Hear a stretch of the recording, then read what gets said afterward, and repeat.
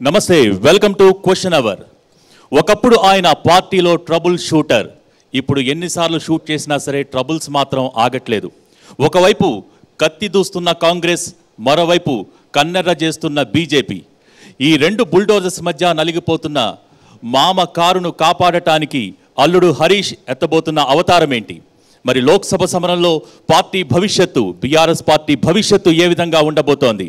10 ఏళ్లలో ఎన్ని తప్పులు చేశారు, ఎన్ని సరిదిద్దుకున్నారు? వీటన్నిటిపై మనతో మాట్లాడటానికి బీఆర్ఎస్ ఎమ్మెల్యే, మాజీ మంత్రి హరీష్ రావు గారు మనతో పాటు ఉన్నారు.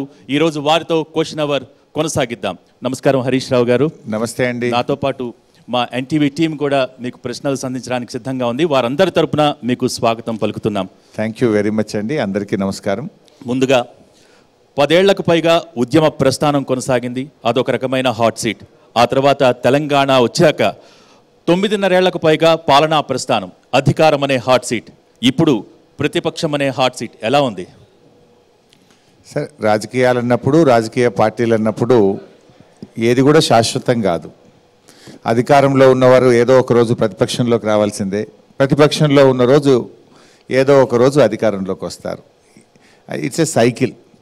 సో మేము ఒక ఉద్యమ పార్టీగా 2001లో మా ప్రస్థానం ప్రారంభమై ఎన్నో ఒడిదొడుకులు, ఎన్నో పోరాటాలు, ఎన్ని త్యాగాలతోని రాష్ట్రాన్ని సాధించాం. అసలు బేసికల్లీ మా పార్టీ పుట్టిందే 2 లక్ష్యాలు. ఒకటి రాష్ట్ర సాధన, రెండవది సాధించిన రాష్ట్రాన్ని ప్రగతి పథంలో నడిపించడం. మొదటిది మేము సాధించాం.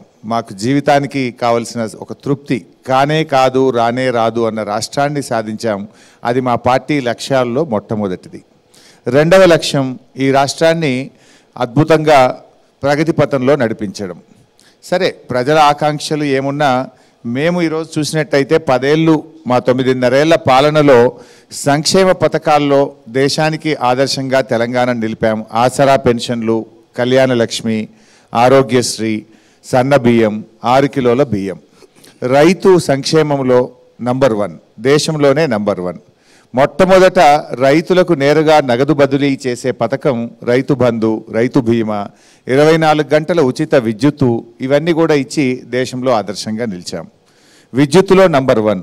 కోతలు లేని 24 గంటల నాణ్యమైన కరెంటును అన్ని రంగాలకు, పారిశ్రామిక, వ్యవసాయ, గృహ అవసరాలన్నిటికీ నాణ్యమైన కరెంటును అందించి దేశంలో తెలంగాణను విద్యుత్ రంగంలో అద్భుతంగా ముందుకు నడిపాం. త్రాగునీటిలో నంబర్ 1. పార్లమెంట్లో స్వయంగా కేంద్ర ప్రభుత్వమే చెప్పింది, ఫ్లోరైడ్ రహిత రాష్ట్రం తెలంగాణ రాష్ట్రం. ప్రతి ఇంటికి స్వచ్ఛమైన శుద్ధి చేసిన త్రాగునీరును నల్లాల ద్వారా సరఫరా చేసే రాష్ట్రంగా తెలంగాణను తీర్చిదిద్దాం. నీటిపారుదలలో నంబర్ 1. పెండింగ్ ప్రాజెక్టులు పూర్తి చేయడం, కొత్త ప్రాజెక్టులు ప్రారంభించడం, మిషన్ కాకతీయ ద్వారా చెరువుల పునరుద్ధరణ చేయడం, చెక్ డ్యాములు నిర్మించి మేము సాగునీటి రంగంలో కూడా ఒక చరిత్ర సృష్టించాం. విద్యలో 1000కి పైగా రెసిడెన్షియల్ స్కూళ్ళు పెట్టి పేద విద్యార్థులకు, దళిత, బలహీన, మైనార్టీ వర్గాల విద్యార్థులకు నాణ్యమైనటువంటి విద్యను కూడా అందించి మార్గదర్శకంగా నిలిచాం. వైద్యంలో నంబర్ 1. ఆ రోజు రాష్ట్రంలో కేవలం 5 ప్రభుత్వ మెడికల్ కాలేజీలు ఉంటే ఈరోజు మేము 31 కొత్త మెడికల్ కాలేజీలు పెట్టి ప్రతి జిల్లాకు ప్రభుత్వ మెడికల్ కాలేజీని పెట్టి వైద్యాన్ని, వైద్య విద్యను అందుబాటులోకి తెచ్చి ప్రజలకు మెరుగైనటువంటి వైద్యాన్ని అందించాం. పారిశ్రామిక అభివృద్ధి, మేము టీఎస్ ఐపాస్ తీసుకొచ్చి ఇవాళ దేశం మొత్తం అనేక రాష్ట్రాలు మన టీఎస్ ఐపాస్ను వాళ్ళు మోడల్గా తీసుకొని వారి రాష్ట్రాల్లో అమలు చేశారు. 25,343 పరిశ్రమలు, 18.5 లక్షల ఉద్యోగాలు, 2.85 లక్షల కోట్ల పెట్టుబడిని పారిశ్రామిక రంగంలో సాధించాం. ఐటీలో బెంగళూరుతో పోటీ పడుతూ 2.4 లక్షల కోట్లను ఇలా ఐటీ ఉత్పత్తులను ఎగుమతి చేయడం కానీ, అదేవిధంగా టీ హబ్ ఏర్పాటు ద్వారా ఐటీలో కూడా అత్యధిక ఉద్యోగాల కల్పన మా హయాంలో జరిగాయి. పాలనా సంస్కరణలు, కొత్త జిల్లాలు, రెవెన్యూ డివిజన్లు, కొత్త మున్సిపాలిటీలు, కొత్త మండలాలు పెట్టి పరిపాలనను ప్రజలకు దగ్గరగా తీసుకుపోయాం. హైదరాబాద్ అభివృద్ధి మీరే చూశారు.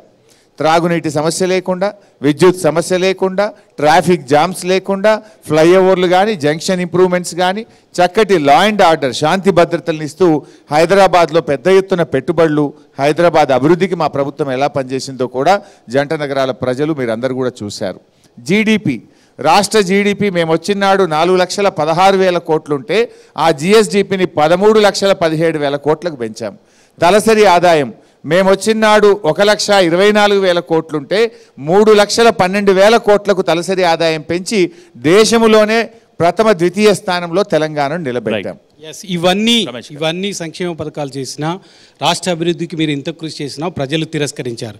సో 4 నెలలు కాలేదు, కాంగ్రెస్ ప్రభుత్వం 6 గ్యారెంటీలు అమలు చేయలేదు, ప్రధానంగా రుణమాఫీ అమలు చేయలేదని కేసీఆర్ నుంచి మొదలు పెడితే కింది స్థాయి బీఆర్ఎస్ కార్యకర్త వరకు ఇదే ప్రశ్నిస్తున్నారు. 2014లో మీరు దళితులకు 3 ఎకరాల ప్రభుత్వ భూమి ఇస్తామని చెప్పారు. ఇప్పటి వరకు మీరు ప్రభుత్వం దిగిపోయే వరకు కూడా హామీ నెరవేర్చలేదు.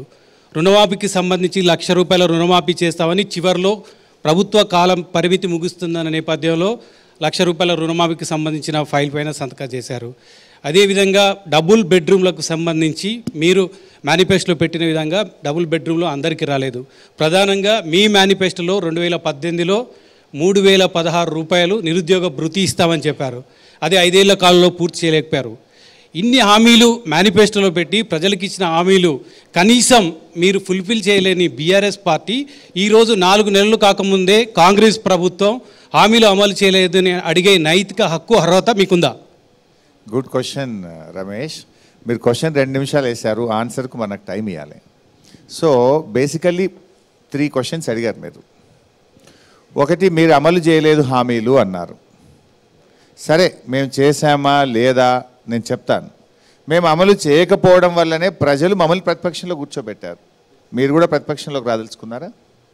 మీరు ఆ రోజు ఏం చెప్పారు? మీరు డిసెంబర్ 9వ తేదీన మొదటి సంతకం 2 లక్షల రుణమాఫీ మీద చేస్తాను రేవంత్ రెడ్డి గారు చెప్పారు. 6 గ్యారంటీల మీద తొలి సంతకం అని చెప్పారు. మొదటి శాసనసభలో దీనికి చట్టబద్ధత తెస్తాము అని అన్నారు. మీరు ప్రజలకు ఖచ్చితమైన డేట్ చెప్పి ప్రజలను నమ్మించి బాండ్ పేపర్లు పంచి నోటరీ డాక్యుమెంట్లు పంచి మీరు అధికారంలో కూర్చున్నారు. సో మా ఆరాటం ఏంది? మాది అసహనం కాదండి. కాంగ్రెస్ పార్టీ ప్రజలకు చేసిన మోసాన్ని ఎండగట్టడం, 6 గ్యారంటీలను త్వరగా అమలు చేయించాలనే ఆరాటం మాది అసహనం కాదు రమేష్ గారు. ఎందుకు? మీరు ఇక్కడ చూడండి, రుణమాఫీ మీద రేవంత్ రెడ్డి గారు ఏం చెప్పారో ఒక్కసారి చూడండి మీరే. ఆయన ఏమని హామీ ఇచ్చాడు మీరే చూడండి. మళ్ళీ 2 లక్షల రుణం తెచ్చుకోరి డిసెంబర్ 9 నాడు నేను అవి మాఫీ చేస్తా. కాబట్టి రైతులందరికీ నేను విజ్ఞప్తి చేస్తున్నా, ఎంబడే పోయి బ్యాంకుకు పోయి లోన్లు తెచ్చుకోరి, వచ్చిన ఎంబడే నేను రుణమాఫీ చేస్తా. మీకు 5 ఏళ్ల సమయం ఇచ్చినా చేయలేదు, కనీసం వాళ్ళకు 4 నెలల సమయం ఎన్నికల కోడ్ వచ్చింది. మేము వాళ్ళలాగా మేము 9వ తారీఖే చేస్తామని చెప్పలే కదా. ఆయన ఎంత స్పష్టంగా చెప్పిండు? డిసెంబర్ 9వ తేదీ నాడే 2 లక్షల రుణమాఫీ చేస్తా, తొందరగా పోయి బ్యాంకులో అప్పు తెచ్చుకోండి అన్నాడు. డిసెంబర్ 9 ఎందుకు చేయలేదు అని మేము అడుగుతున్నాం. నెంబర్ 1, పోనీ 100 రోజుల్లో 6 గ్యారంటీలు అమలు చేస్తా అన్నావు. అది దేవుడి దయనో మరి కాంగ్రెస్ దురదృష్టమో కానీ ఎన్నికల నోటిఫికేషన్ కూడా ఈ ప్రభుత్వానికి 100 రోజులు నిండిన తర్వాత 101వ రోజు ఎన్నికల కోడ్ అమల్లోకి వచ్చింది. అంటే స్పష్టమైన 100 రోజులు మీ ప్రభుత్వానికి దొరికింది. 2 అంటే మీరు ఇవాళ ఎన్నికల్లో హామీలు ప్రజలకు ఇచ్చిన హామీలు అమలు చేయడంలో విఫలమయ్యారు. ఇప్పుడు ఏమైంది? ప్రజలు కాంగ్రెస్ పార్టీని నమ్మే పరిస్థితి లేకుండే. వాస్తవానికి 2009 మేనిఫెస్టో మీరు తీయండి కాంగ్రెస్ పార్టీది. 2009 మేనిఫెస్టోలో ఏ ఒక్క హామీ అమలు చేయలేదు కాంగ్రెస్ పార్టీ. ఉదాహరణకు తండాలు గ్రామ పంచాయతీలు చేస్తాం, పగటిపూట 9 గంటల కరెంట్ ఇస్తాం, 6 కిలోల బియ్యం ఇస్తాం. ఇలా 2009 మేనిఫెస్టోలో పెట్టి అధికారంలోకి వచ్చి ఒక్కటి అమలు చేయలేదు కనుక వీళ్ళని నమ్మే పరిస్థితి. స్వయం పాలన కాదు, అది ఉమ్మడి ఆంధ్రప్రదేశ్లో ఉన్నప్పుడు ఇచ్చిన హామీలు. అది కాంగ్రెసే, ఇది కాంగ్రెసే. ఆ రోజు ఎవరైతే రాహుల్ గాంధీ, సోనియా గాంధీ హైకమాండ్గా ఉన్నారో ఇవాళ కూడా వాళ్ళే హైకమాండ్గా ఉన్నారు. ఆ రోజు ఏ రాహుల్ గాంధీ అయితే నా బాధ్యత అన్నాడో ఈ 6 గ్యారంటీలకు కూడా అదే రాహుల్ గాంధీ నా బాధ్యత అన్నాడు. వీళ్ళని నమ్మే పరిస్థితి లేదని వీళ్ళు ఏం చేసిండ్రు? బాండ్ పేపర్ పంచారు. గ్రామాల్లో బాండ్ పేపర్ ఎందుకు రాస్తారండి? ఎవరైనా భూమి కొనుక్కుంటే అది ఇగో ₹1,00,000 బ్యాన్ ఇచ్చారు, 3 నెలల్లో మిగతా డబ్బు ఇచ్చి భూమి రిజిస్ట్రేషన్ చేసుకుంటామని బాండ్ పేపర్ మీద రాస్తాం. బాండ్ పేపర్ అంటే ఒక నమ్మకం. కానీ కాంగ్రెస్ పుణ్యమా అని బాండ్ పేపర్కున్న నమ్మకం కూడా పోతుంది. ఈరోజు బాండ్ పేపర్ మీద రాసిచ్చి ఆనాడు చేతులల్లో పట్టుకొని ఇవాళ చేతులు ఎత్తుతున్నది కాంగ్రెస్ పార్టీ. నంబర్ 1. నంబర్ 2, 100 రోజుల్లో మీరు ఇస్తామన్న హామీల్లో ఏ ఒక్కటన్నా చేశారండి? మీరేం చెప్పారు? 6 గ్యారంటీల్లో 13 హామీలు చెప్పారు. ప్రజలు ఏమనుకున్నారు? నిజంగానే కాంగ్రెస్ పార్టీ 100 రోజుల్లో ఉద్ధరిస్తుంది అనుకున్నారు, కానీ ఉద్ధర మాటలు చెప్తుందని అనుకోలేదు. ఇలా అన్ని ఉద్ధర మాటలే కాదండి. మీరు నిజంగా ఆసరా పెన్షన్లు అవ్వా తాతలకు రేవంత్ రెడ్డి ఏం చెప్పారండి? డిసెంబర్ 9వ తేదీన నేను రాగానే ఆయన మీకు 4000 పెన్షన్ ఇస్తా అని చెప్పాడు. మరి ఆ 4000 పెన్షన్ ఏమైపోయిందో ఒకసారి మీరు ఇవాళ మీరే చూడండి. ప్రజలకు నేను ఎన్టీవీ ద్వారా ప్రజలకు కూడా, ఈ రాష్ట్ర ప్రజలకు కూడా గుర్తు చేద్దాం అనుకుంటా ఉన్నా. దయచేసి మీరు కూడా నాకు 2000 వస్తుంది కదా, వచ్చే నెల నీకు 4000 నీ ఖాతాలో పడతాయి. వచ్చే నెల డిసెంబర్ 9 నాడు పెద్దమ్మ 2000 కాదు, ఇందిరమ్మ రాజ్యం వచ్చి నీకు 4000 రూపాయల పెన్షన్ వస్తుంది. ఎవరు నడుకునే పని లేదు. ఇంతకుముందే సీన్ చెప్పి నీ మనోడు వచ్చి నీ కాళ్ళు ఒత్తుతాడు, పెట్రోల్కు 500 1000 ఇయ్యమని. మనమడు ఒత్తుతాడా రేవంత్ రెడ్డి కాళ్ళు ఒత్తుతాడా? మరి ఇప్పుడు మీరు అంటున్నారు హరీష్ రావు గారు మీరు అంటున్నారు చెప్పండి, హామీలు ఇచ్చారు, ఓట్లు ఎంచుకున్నారు, అధికారంలోకి వచ్చారు అని అంటున్నారు. అసలు కాంగ్రెస్ పార్టీకి ఓట్లేసింది హామీలను చూసి కాదు, కేసీఆర్ ఫ్యామిలీ, టీఆర్ఎస్ ప్రభుత్వం అహంకారాన్ని చూసి అహంకారాన్ని తట్టుకోలేని తెలంగాణ ప్రజలు ఇచ్చిన తీర్పు అంటున్నారు. మీరు హామీల గురించి అంటున్నారు. మీరు చెప్పినట్టుగా ఎవరంటున్నారు? కాంగ్రెస్ పార్టీ అన్నదా? ఎవరన్నారు? మాకు ఓట్లేసిందే దానికోసం. మరి అదే విషయం చెప్పనండి. ఇప్పుడు రేవంత్ రెడ్డి గారు ఏమంటున్నారంటే, నా 100 రోజుల పాలన చూసి రెఫరెండం ఇవ్వండి, ఇది నా 100 రోజుల పాలనకు రెఫరెండము, ఈ నా పరిపాలన మీద పార్లమెంట్ ఎన్నికల్లో ప్రజలు తీర్పు ఇవ్వబోతారు అంటున్నారు. మేము అదే విషయం ప్రజల్లోకి చెప్తున్నాం. 100 రోజుల్లో రేవంత్ రెడ్డి గారు 2 లక్షల రుణమాఫీ చేస్తా అని మోసం చేశాడు. 4000 ఆసరా పెన్షన్ ఇస్తా అని అవ్వా తాతల్ని ఆగం చేశాడు. ఆడపిల్లలకు స్కూటీలు ఇస్తా అని మోసం చేశాడు. రైతులకు 6 హామీలు ఇస్తే ఒక్క హామీ అమలు చేయలేదు. రైతులకు ఏం చెప్పారు మేనిఫెస్టోలో? 15,000 రైతు బంధు, వడ్లకు మక్కలకు 500 బోనసు, 24 గంటల కరెంటు, కౌలు రైతులకు 15,000, వ్యవసాయ కూలీలకు 12,000. రైతులకు ఇచ్చిన ఏ ఒక్క హామీ అమలు చేయకుండా ఇవాళ తెలంగాణ రైతాంగం తిరిగి కాంగ్రెస్ పార్టీకి ఓటేయాలంటారా? మహిళలకు 6 గ్యారంటీల్లో మొదటి హామీ, మహాలక్ష్మి పేరు మీద చెప్పిన మొదటి హామీ 2,500 రూపాయలు. 7 లక్షల కోట్ల అప్పులు మిగిలిస్తే 100 రోజుల్లోనే పూర్తి చేయాలి. 2,500 రూపాయలు ఇవ్వకుండా మోసం చేశారు. అంటే 4 నెలలుగా 2,500 ఇంటూ 4,000 అంటే ఈ రాష్ట్రంలోని 1,42,00,000 మంది 18 ఏళ్లు నిండిన మహిళలకు కాంగ్రెస్ పార్టీ 10,000 రూపాయలు బాకీ పడ్డది. ప్రభుత్వం 7 లక్షల కోట్ల అప్పులు మిగిల్చిపోయింది, ఇచ్చింది, ఖజానా మొత్తం ఖాళీ చేసింది. 4 నెలల సమయం కూడా కాంగ్రెస్ పార్టీ ఇవ్వకుండా 6 గ్యారెంటీలు అమలు చేయడం కరెక్ట్ అని చెప్తున్నా. రమేష్ గారు, 2 విషయాలు ఇక్కడ. ఆ రోజు అసెంబ్లీలో విపక్ష నేతగా ఉన్న బట్టి విక్రమార్కనే ఈరోజు రాష్ట్ర ఆర్థిక శాఖ మంత్రి. ఆయన విపక్ష నేతగా అసెంబ్లీలో మేము ఎప్పుడు బడ్జెట్ ప్రవేశపెట్టినా రాష్ట్రంలోని అప్పుల మీద, రాష్ట్ర ప్రభుత్వ పథకాల మీద ఆయన మాట్లాడినాడు. You don't know? నీకు తెలియదా రాష్ట్ర ఆర్థిక పరిస్థితి? అంటే ప్రజలకు హామీలు ఇచ్చేటనాడు రాష్ట్ర ఆర్థిక పరిస్థితి నీకు తెలుసు కదా బట్టి విక్రమార్క గారు. అంటే ప్రజల్ని నమ్మించి ఓట్లేసుకొని ఓడదాటదాకా ఓడమల్లప్ప, ఓడదాటినాక బోడమల్లప్ప, ఏమన్నా కానీ వెనకటికి కూడా 100 అబద్ధాలు ఆడి పెళ్లి చేయమన్నాడట.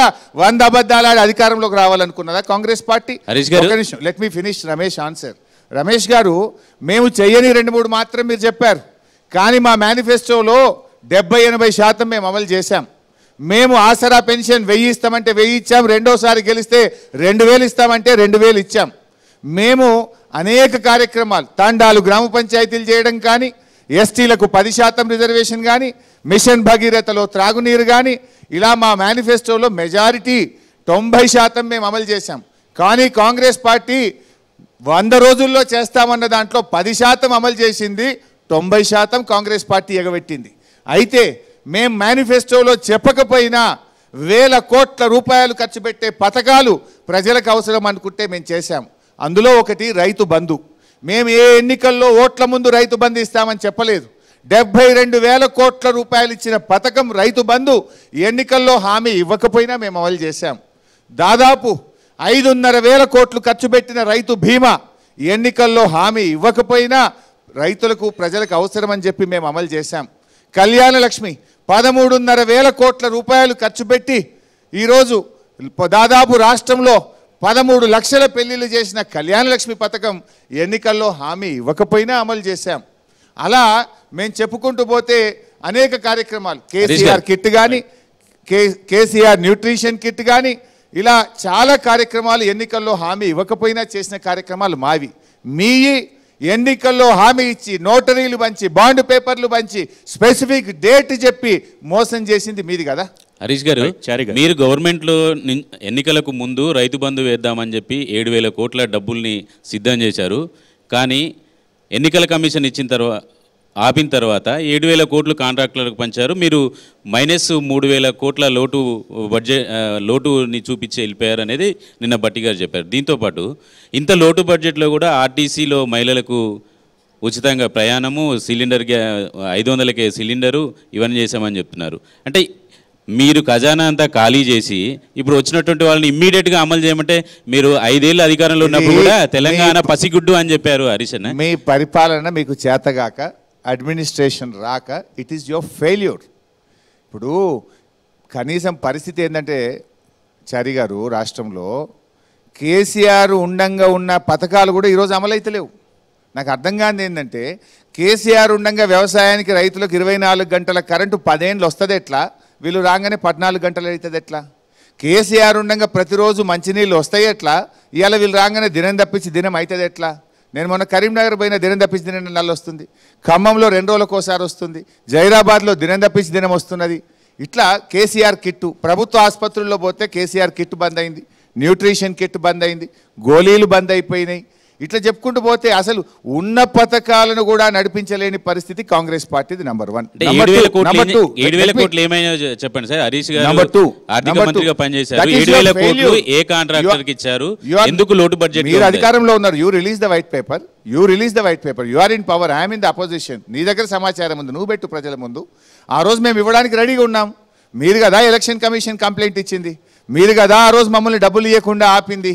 నేను స్పష్టంగా చెప్పిన, ఎలక్షన్ కమిషన్ అనుమతి ఇచ్చింది, రేపు సోమవారం నాడు టింగున మీ ఫోన్లు మోగుతాయి, మీ అకౌంట్లలో డబ్బులు పడతాయన్న. నిజంగా మేము డబ్బులు వేసి ఉండకపోతే ఆ రోజు ప్రజలు మమ్మల్ని శిక్షించి ఉండేవాళ్ళు. మీరు ఎలక్షన్ కమిషన్కి వెళ్ళి మీరు రైతుల నోట్లో మట్టి కొట్టి ఈ రోజుకు పంట చేతికొచ్చే సమయానికి కూడా ఇంకా రైతు బంధు ఇయ్యనటువంటి విషయంలో కాంగ్రెస్ ఒకటి చెప్తుంది. ఇక టీఆర్ఎస్ ఎన్నికల ముందు వేసింది 2018 ఎన్నికలు, రేపు 2 రోజులు ఎన్నికలు ఉన్నాయనగా అన్ని ఫోన్లలో టింగ్ అని డబ్బులు పడ్డాయి. 4 నెలల వరకు పంచారు. మేము వాళ్ళకంటే ఫాస్ట్గా అవసరానికి ఇస్తున్నామని చెప్తున్నారు. చారి గారు, పెట్టుబడి సహాయం దాని పేరు. ఇప్పుడు ఏమైతుంది రాష్ట్రంలో? పంట కోతకొచ్చి వడ్లు కళ్ళాల్లో అమ్ముకుంటున్నారు. ఇప్పుడు రైతు బంధు పడుతుంది. అది పెట్టుబడి సహాయం అవుతుందా? అది ఏమవుతుంది? నంబర్ 1. నంబర్ 2, కరోనా లాంటి కష్టమైన సమయంలో లాక్డౌన్, 45 రోజులు లాక్డౌన్ ఉండి రాష్ట్ర ఆదాయం నిల్, 0, ఖర్చులు ఫుల్లు, ఆదాయం నిల్ ఉన్న రోజుల్లో కూడా సకాలంలో రైతు బంధు ఇచ్చింది కేసీఆర్ ప్రాధాన్యత రైతులు. ఆయన రైతులకు ప్రథమ ప్రాధాన్యత ఇచ్చాడు కనుకనే ఆ రోజు రైతు బంధు సకాలంలో పడ్డది. ఖజానా ఎప్పుడూ ఖాళీ ఉండదండి. ఖజానా అనేటువంటిది రాబడి, రూపాయి రాక రూపాయి పోక. రాష్ట్ర ఖజానాలో ఆడ కట్టలు పెట్టి లాకర్లు పెట్టి డబ్బులు ఎప్పుడూ తాళాలు ఉండవు.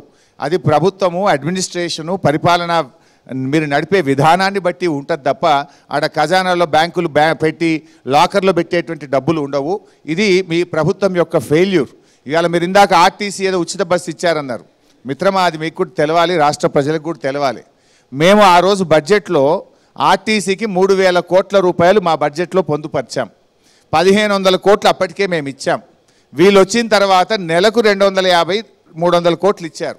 అది ఆల్రెడీ బడ్జెట్లో ఆర్టీసీకి ఇచ్చే ఆర్థిక సహాయం మాత్రమే. అది మాత్రమే ఇచ్చింది తప్ప ఈ ఫ్రీ టికెట్లకు సంబంధించి ఆర్టీసీకి ఇవాళకి ₹1 విడుదల చేయలే, ₹1 కూడా విడుదల చేయలే. ఇవాళ ఆర్టీసీ పీకల్లోతు కష్టాల్లో నష్టాల్లోకి పోయి ఉన్నది. మీరు ఇవ్వాల్సింది ఏముండే? బడ్జెట్లో పెట్టిన 1,500 కోట్లతో పాటు ఈ ఫ్రీ టికెట్లకు నెలకు ₹300 కోట్ల మీరు ఆర్టీసీకి ఇవ్వాలి.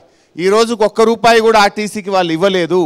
మేము బడ్జెట్లో పొందుపరిచిన డబ్బునే ఇచ్చి దాన్నే ఫ్రీ టికెట్ల కింద చూసుకోమని చెప్పి ఆర్టీసీని పీకల్లోతు నష్టాల్లో నెట్టుతా ఉంది ఇలా కాంగ్రెస్ పార్టీ. హరీష్ రావు గారు, రేవంత్ రెడ్డి రెఫరెండం అంటున్నారు, పార్లమెంట్ ఎన్నికల్ని నా పరిపాలన చూసి ఓట్లేమంటున్నారని చెప్తా ఉన్నారు కదా. ఈ ఎన్నికల్లో కనుక వాళ్ళకి ఎక్కువ సీట్లు వచ్చాయి, మీకు తక్కువ సీట్లు వస్తే వాళ్ళు చెప్పిందే కరెక్ట్ అని ఒప్పుకుంటారా? మీరు డిమాండ్లు చేస్తా ఉన్నారు కదా. నంబర్ 1, ఇప్పుడు రెఫరెండం అని ఆయన అన్నాడు, మేమనలే. మాట తప్పుడు రేవంత్ రెడ్డికి అలవాటు. ఒక నిమిషం, కొడంగల్లో ఓడిపోతే రాజకీయ సన్యాసం తీసుకుంటా అన్నాడు ఆ రోజు. నేనే ఆ రోజు ఇన్ఛార్జ్ కొడంగల్కు. ఆయన ఓడిపోయిండు, సన్యాసం తీసుకున్నాడా? ఆయనకు ఆ రైటే లేదు రేవంత్ రెడ్డికి. నెంబర్ 1. నెంబర్ 2, ఇక్కడ ఛాలెంజ్ చేసింది మేమా ఆయన? సో మాకు నమ్మకం ఉంది. ఎందుకంటే ప్రజలకు మేమేం చెప్తున్నాము, ఇలా సింపుల్ అండి. ప్రజలకు ఈ ఎన్నికల్లో కాంగ్రెస్ పార్టీ ఓడిపోయినంత మాత్రాన రేవంత్ రెడ్డి ప్రభుత్వం పడిపోదు. ఈ ఎన్నికల్లో కాంగ్రెస్ పార్టీ గెలిచినంత మాత్రాన కేంద్రంలో అధికారంలోకి వచ్చే అవకాశం కనబడతలేదు. ఇక్కడ గ్యారెంటీ ఇస్తున్నారు కానీ బయట మాత్రం రోజు గంటకు ఒకసారి ఆ ప్రభుత్వాన్ని పడగొడతా ఉంటున్నారు. గంటకు ఒకసారి ప్రభుత్వం సంగారెడ్డిలో అలాగా గ్యారెంటీలకు ఆన్సర్ చేస్తా, ప్రభుత్వ పడిపోవడు ఆన్సర్ చేస్తా. గ్యారెంటీల విషయంలో ఈ ఎన్నికల్లో ప్రభుత్వం కాంగ్రెస్ ఓడిపోతే రాష్ట్రంలో కాంగ్రెస్ ప్రభుత్వం పడిపోదు. కానీ ఎన్నికల్లో కాంగ్రెస్ ఓడితే రేవంత్ రెడ్డికి కనునిప్పు అవుతుంది, ప్రజలకు మేలు జరుగుతుంది. ప్రశ్నించే గొంతుని ఇలా రాష్ట్ర ప్రజలు గెలిపించాలనుకుంటున్నారు. రాష్ట్ర అసెంబ్లీలో ప్రధాన ప్రతిపక్షంగా మేము ఈ కాంగ్రెస్ మెడలు వంచి 6 గ్యారెంటీలు 13 హామీలు అమలు చేయిస్తాము. అదర్వైజ్ రేవంత్ రెడ్డి ఏమంటాడు, నేను 2 లక్షల రుణమాఫీ ఎగ్గొట్టినా, 4,000 ఆసరా పెన్షన్ ఎగ్గొట్టినా, రైతు బంధు 15,000 ఇవ్వలేదు, వడ్లకు మక్కలకు 500 బోనస్ ఇవ్వలేదు, స్కూటీలు ఇవ్వలేదు, మహాలక్ష్మి 2,500 ఇవ్వలేదు, ఇన్ని ఎగ్గొట్టినా నన్నే గెలిపించిండ్రు, ఇక ఇచ్చేదే లేదంటాడు. మేమేం చెప్పగలుగుతాం ప్రతిపక్షంగా? బిడ్డ నువ్వు 100 రోజుల్లో చేస్తా అన్నావు, డిసెంబర్ 9 మొదటి సంతకం అన్నావు, మరి అసెంబ్లీలో చట్టబద్ధత అన్నావు, అవన్నీ చేయలేదు కనుకనే నేను ఓడగొట్టిండ్రు. ఇప్పటికైనా కళ్ళు తెరువు, ప్రజలు సురుకు పెట్టిండ్రు నీకు అంటే అవన్నీ అమలు జరిగేటువంటి అవకాశం ఉంటుంది. లేదంటే ఇప్పుడు ఆయన రెఫరెండం అన్నాడు, మాట తప్పి మోసం చేసి బాండ్ పేపర్ ఇచ్చి ప్రజలకు మోసం చేసినాక కూడా ప్రజలు ఓట్లు వేయడం అంటే ప్రజలు తమ వేలతో తమ కన్ను పొడుచుకోవడం అవుతుంది. అందువల్ల రాష్ట్ర ప్రజలు ఇప్పుడు ఏం ఆలోచిస్తుండ్రు, రేవంత్ రెడ్డి ఎలాగో మోసం చేసిండు, ప్రశ్నించే గొంతును గెలిపించడం ద్వారానైనా ఇలా ఎందుకంటే మీరు చూశారు అసెంబ్లీలో, మేము గొంతు విప్పినాకనే కృష్ణా బోర్డుకు ప్రాజెక్టులు అప్పచెప్పే విషయంలో మొద్దు నిద్రపోతున్న కాంగ్రెస్ ప్రభుత్వాన్ని మేము తట్టి లేపితే అప్పుడు అసెంబ్లీలో తీర్మానం చేసి మేము ప్రాజెక్టులు అప్పచెప్పము అన్నారు. మా కేసీఆర్ గారు పొలం బాట పట్టినాక అప్పుడు వరద కాలువలో నీళ్ళు వచ్చినాయి, సాగర్ ఎడమ కాలువలో నీళ్ళు వచ్చినాయి. కేఆర్ఎంబీకి సంబంధించి మీ ఇరిగేషన్ సెక్రటరీగా ఉన్న స్మితా సబర్వాల్ గారే లెటర్ రాశారు ఆ రోజు కేంద్ర ప్రభుత్వానికి. మీ ప్రభుత్వం ఉన్నప్పుడు ఇంకా ఎన్నికల నేపథ్యంలో చేశారు. అలాంటప్పుడు కేఆర్ఎంబీ ప్రాజెక్టులు మీ ప్రభుత్వ పరిధిలో ఉన్న సెక్రటరీ అప్పచెప్పడానికి ప్రయత్నం చేసిందా లేదా వీళ్ళు అప్పచెప్పారా? అసెంబ్లీలో నేను మాట్లాడుతుంటే గిట్లనే ఏమైంది, 8 మంది మంత్రులు లేచిండ్రు. నేను ఈ ఆన్సర్ చేయకముందే ఆడొక మంత్రి క్వశ్చన్ వేస్తాడు, ఆ ఆన్సర్ చేయగానే ఈడొక మంత్రి క్వశ్చన్ వేస్తాడు. ఇది కూడా అసెంబ్లీ లెక్క చేస్తున్నారేమే. నువ్వు అన్న రమేష్ అన్న, నువ్వు రాత్రి 12 కానీ నేను కూర్చుంటా రమేష్ అన్న, కానీ నన్ను జర పురాగా చెప్పని. ఇప్పుడు అన్నది ఏమున్నది, ప్రభుత్వం గులగొట్టే క్వశ్చన్ నువ్వు రాసి పెట్టుకో అన్న. నేను ఆన్సర్ చేసినాక నువ్వు కేఆర్ఎం అడుగు, ఇంకో జిఆర్ఎం అడుగు చెప్తా నేను, రైట్. కానీ లెట్ మీ ఆన్సర్ అన్న. సో మా మిత్రులు చెప్పింది నీకు చెప్తా రమేష్ పెట్టి, don't worry, but let me finish his question. So ఇప్పుడు ఇన్ని రకాలుగా మోసం చేసిన తర్వాత ప్రజలు ఎట్లా ఓట్లు వేయాలి కాంగ్రెస్కు అనేది ఇలా రాష్ట్ర ప్రజల్లో మీరు మొదట విడతలో చెప్పి చేయకపోతే మీకు ఓట్లు వేశారు కదా. 14 నుంచి 18 వరకు మీరు చెప్పి చేయని వాటికి కూడా దళిత సీఎం, 3 ఎకరాల పొలము, ఇవన్నీ ఇంటింటికి ఉద్యోగం, ఇలాంటివన్నీ ఇస్తామన్నా నమ్మకం పెట్టి వేశారు కదా. మీ ఆందోళన అంతా నాకు అర్థమవుతుంది. తప్పు. మా మేనిఫెస్టోలో 95% అమలు చేశాం. 95% అమలు చేశారు సార్. 5% ఏంటంటే నిరుద్యోగ భృతి ఒక్కళ్ళకి ఇవ్వలేదు. అదే డబుల్ బెడ్రూమ్లు లక్షల మందికి ఇచ్చాము. చెప్పిన సంఖ్య కూడా పూర్తి లక్షల మందికి ఇచ్చాము. దళిత బంధు చెప్పిన వాళ్ళు అయినా మిమ్మల్ని దళిత బంధు ఈ స్కీమ్ లో పెట్టినాం. మేము ఇవ్వలేకపోయినాం కనుకనే సపోజ్ మేము ఇక్కడ ఉన్నాం కావచ్చు. మీరు 12 లక్షలు ఇస్తామన్నారు కదా, మీ ఆందోళన మేము 10 లక్షలు ఇస్తామంటే మీరు 12 లక్షలు ఇస్తామన్నారు కదా, ఒకరికి కూడా ఇవ్వలేదు. మరి 4 నెలల ఏమైంది 12 లక్షలని మేము అడుగుతా ఉన్నాం. మేము 10 లక్షలు దళిత బంధు ఇస్తే మాకంటే 2 లక్షలు ఎక్కువ ఇస్తా, 12 లక్షలు ఇస్తా అన్నావు కదా. 4 నెలల్లో ఒక్కరికన్నా దళిత బంధు ఇచ్చినవా? ఇస్తే ఎవరికి ఇచ్చినావో సమాధానం రాఘవేంద్ర గారు. 10 లక్షలు దళిత బంధు ఇస్తామంటే 12 లక్షలు ఇస్తామన్నారు. 2018 ఎన్నికల సమయంలో కూడా వాళ్ళు ముందుగా నిరుద్యోగ వృత్తి ప్రకటిస్తే మీరు కూడా ప్రకటించారు. 5 ఏళ్ళ సమయంలో కడెన్సియర్ కమిటీ వేసామన్నారు. అడిగినప్పుడు 5 ఏళ్ళ సమయం ఉందన్నారు, ఇవ్వలేదు. రాజకీయ పార్టీలు ఏదైనా సమయం చూస్తారు, అవసరాన్ని బట్టి. రాఘవేంద్ర ఆ రోజు ప్రజలు మేము 90% అమలు చేసినాం కనుక రెండోసారి మాకు అవకాశం ఇచ్చారు. మొన్న మీరేం చేసిండ్రు, 2009లో కాంగ్రెస్ పార్టీ చరిత్ర ఏంటంటే ఇచ్చిన గ్యారంటీల్లో ఒక్కటి కూడా అమలు చేయలేదు కనుక మిమ్మల్ని నమ్మలే. అందుకే ఈసారి కొత్త అవతారం ఎత్తిండ్రు. Bond paper, notary document, Rahul Gandhi బాధ్యత, చట్టబద్ధత హరీష్ గారు. మొదటి సంతకం 6 గ్యారంటీల మీదనే. సార్ 2014లో కూడా మీరు ఎంతసేపు 2-3 అంశాల మీదనే మాట్లాడుతుండ్రు. మేము 2000 ఆసరా పెన్షన్ ఇవ్వలేదా? ఆడపిల్ల కళ్యాణ లక్ష్మిని 50,000 నుంచి 1,00,000 రూపాయలు చేస్తామంటే చేయలేదా? 24 గంటల ఉచిత కరెంట్ ఇస్తామంటే మేము ఇవ్వలేదా? రైతు బంధు 10,000కు పెంచుతామంటే పెంచలేదా? 5 లక్షల రైతు బీమా ఇస్తామంటే మేము ఇవ్వలేదా? 6 కేజీలకు బియ్యం పెంచుతామంటే మేము పెంచలేదా? ఆసరా పెన్షన్ సకాలంలో ఇస్తామంటే ఇవ్వలేదా? ఇన్ని పెంచి తర్వాత కూడా ఇన్ని పెంచి ఇన్ని ఇచ్చిన తర్వాత కూడా మిమ్మల్ని జనం ఓడించారంటే మీరు ఇచ్చిన దాటి గురించి కాదు సమస్య, ఇంకేదో ఉంది. పోస్ట్ మార్టం చేసుకున్నారు ఈ 4 నెలలు ఏమన్నా చెప్తారా? నిజాయితీ కాదు ఓడిపోయాము అనేది. కాంగ్రెస్ హామీలు చూసి జనం ఓట్లేశారా, లేకపోతే కాంగ్రెస్ వ్యతిరేకంగా ఉన్న కేసీఆర్? డెఫినెట్ గా కాంగ్రెస్ పార్టీ హామీల గారడి చేసింది. ఎవరికైనా ఏమనిపిస్తుంది? 2018లో కూడా లెట్ మీ ఆన్సర్. ఎవరికైనా మనిషి ఆశాజీవి. ఇవాళ పెద్దమ్మా నీ పెన్షన్ ఎంత? 2,000. ఇగో వచ్చే నెల నీకు 4,000 పెన్షన్ వస్తుంది అంటే అవ్వ ఆశపడదా? వచ్చే నెల నీకు ఇప్పుడైతే 10,000 రైతు బంధు, మేము వస్తే 15,000 రైతు బంధు అంటే రైతు ఆశపడడా? క్వింటాల్కు 500 బోనస్ వస్తుందంటే నువ్వు ఆశపడవా? నేను ఆశపడనా? మనిషి కదా నువ్వు. ఆశల పల్లకిలో ప్రజల్ని ఊరేగించినవు, మోసం చేసినావు ప్రజల్ని. నంబర్ 1. నంబర్ 2, మీరు అన్నారు ఆత్మవిమర్శ చేసుకున్నారు. డెఫినెట్గా చేసుకోవాలి. రాజకీయ పార్టీ ఆత్మవిమర్శ చేసుకుంటే ఒప్పు, చేసుకోకపోతే తప్పు. ఏ రాజకీయ పార్టీ అయినా ఆత్మవిమర్శ చేసుకొని తప్పులను సరిదిద్దుకుంటే రాజకీయ మనుగడ ఉంటుంది, చేసుకోకపోతే మనుగడ ఉండదు. That is the principle. ఈరోజు మేము కూడా డెఫినెట్గా రివ్యూ చేసుకున్నాం. పార్లమెంట్ కాన్స్టిట్యున్సీ వారిగా మా తెలంగాణ భవన్లో ఫ్రాంక్గా ఫెయిర్గా కార్యకర్తల అభిప్రాయాలు విన్నాం, వ్రాతపూర్వకంగా తీసుకున్నాం, అన్ని కారణాలు తెలుసుకున్నాం. ఇంకొక విషయం కూడా మీరు ప్రధానంగా గమనించండి. 2019లో మొన్న ఎన్నికలు జరిగినప్పుడు 2023లో పరిస్థితి ఏంటంటే మా ఎమ్మెల్యేలు ఒక్కొక్కరు 3వ సారి 4వ సారి ఎమ్మెల్యేగా గెలిచున్నారు. కాంగ్రెస్ పార్టీలోనేమో 3 సార్లు 4 సార్లు ఓడిపోయి ఉన్నారు ఒక్కొక్కరు. కరీంనగర్ జిల్లా తీసుకుందాం, వేములవాడ అభ్యర్థి 4 సార్లు ఓడిపోయి ఉన్నాడు, చొప్పదండి అభ్యర్థి 2 సార్లు ఓడిపోయి ఉన్నాడు.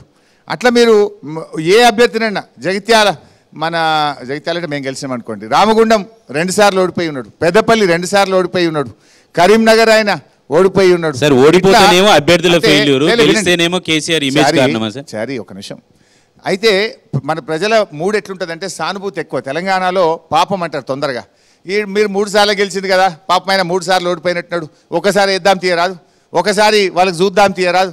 మీరు సింపుల్ సర్పంచ్ ఎంపీటీసీ ఎలక్షన్లు తీసుకోండి. ఊర్లలో నేను 7 సార్లు ఎమ్మెల్యే గెలిచిన, చాలాసార్లు చూశాను. ఒక నెల ముందు సర్పంచ్గా ఓడిపోతాడు, నెల తర్వాత ఎంపీటీసీ పోటీ చేస్తే గెలుస్తాడు. ఏంద్ర అంటే పాపం వాడు మొన్న సర్పంచ్ ఓడిపోయింది, పోని తీయరాదు పాపం. ఇది తెలంగాణ సమాజంలో సహజంగా ఉంటుంది. ఒక ప్రిన్సిపల్. కాంగ్రెస్ పార్టీలో చాలామంది అభ్యర్థులు 3 సార్లు 4 సార్లు ఓడిపోయి ఉన్నారు, మా వాళ్ళు 3 సార్లు 4 సార్లు గెలిచి ఉన్నారు.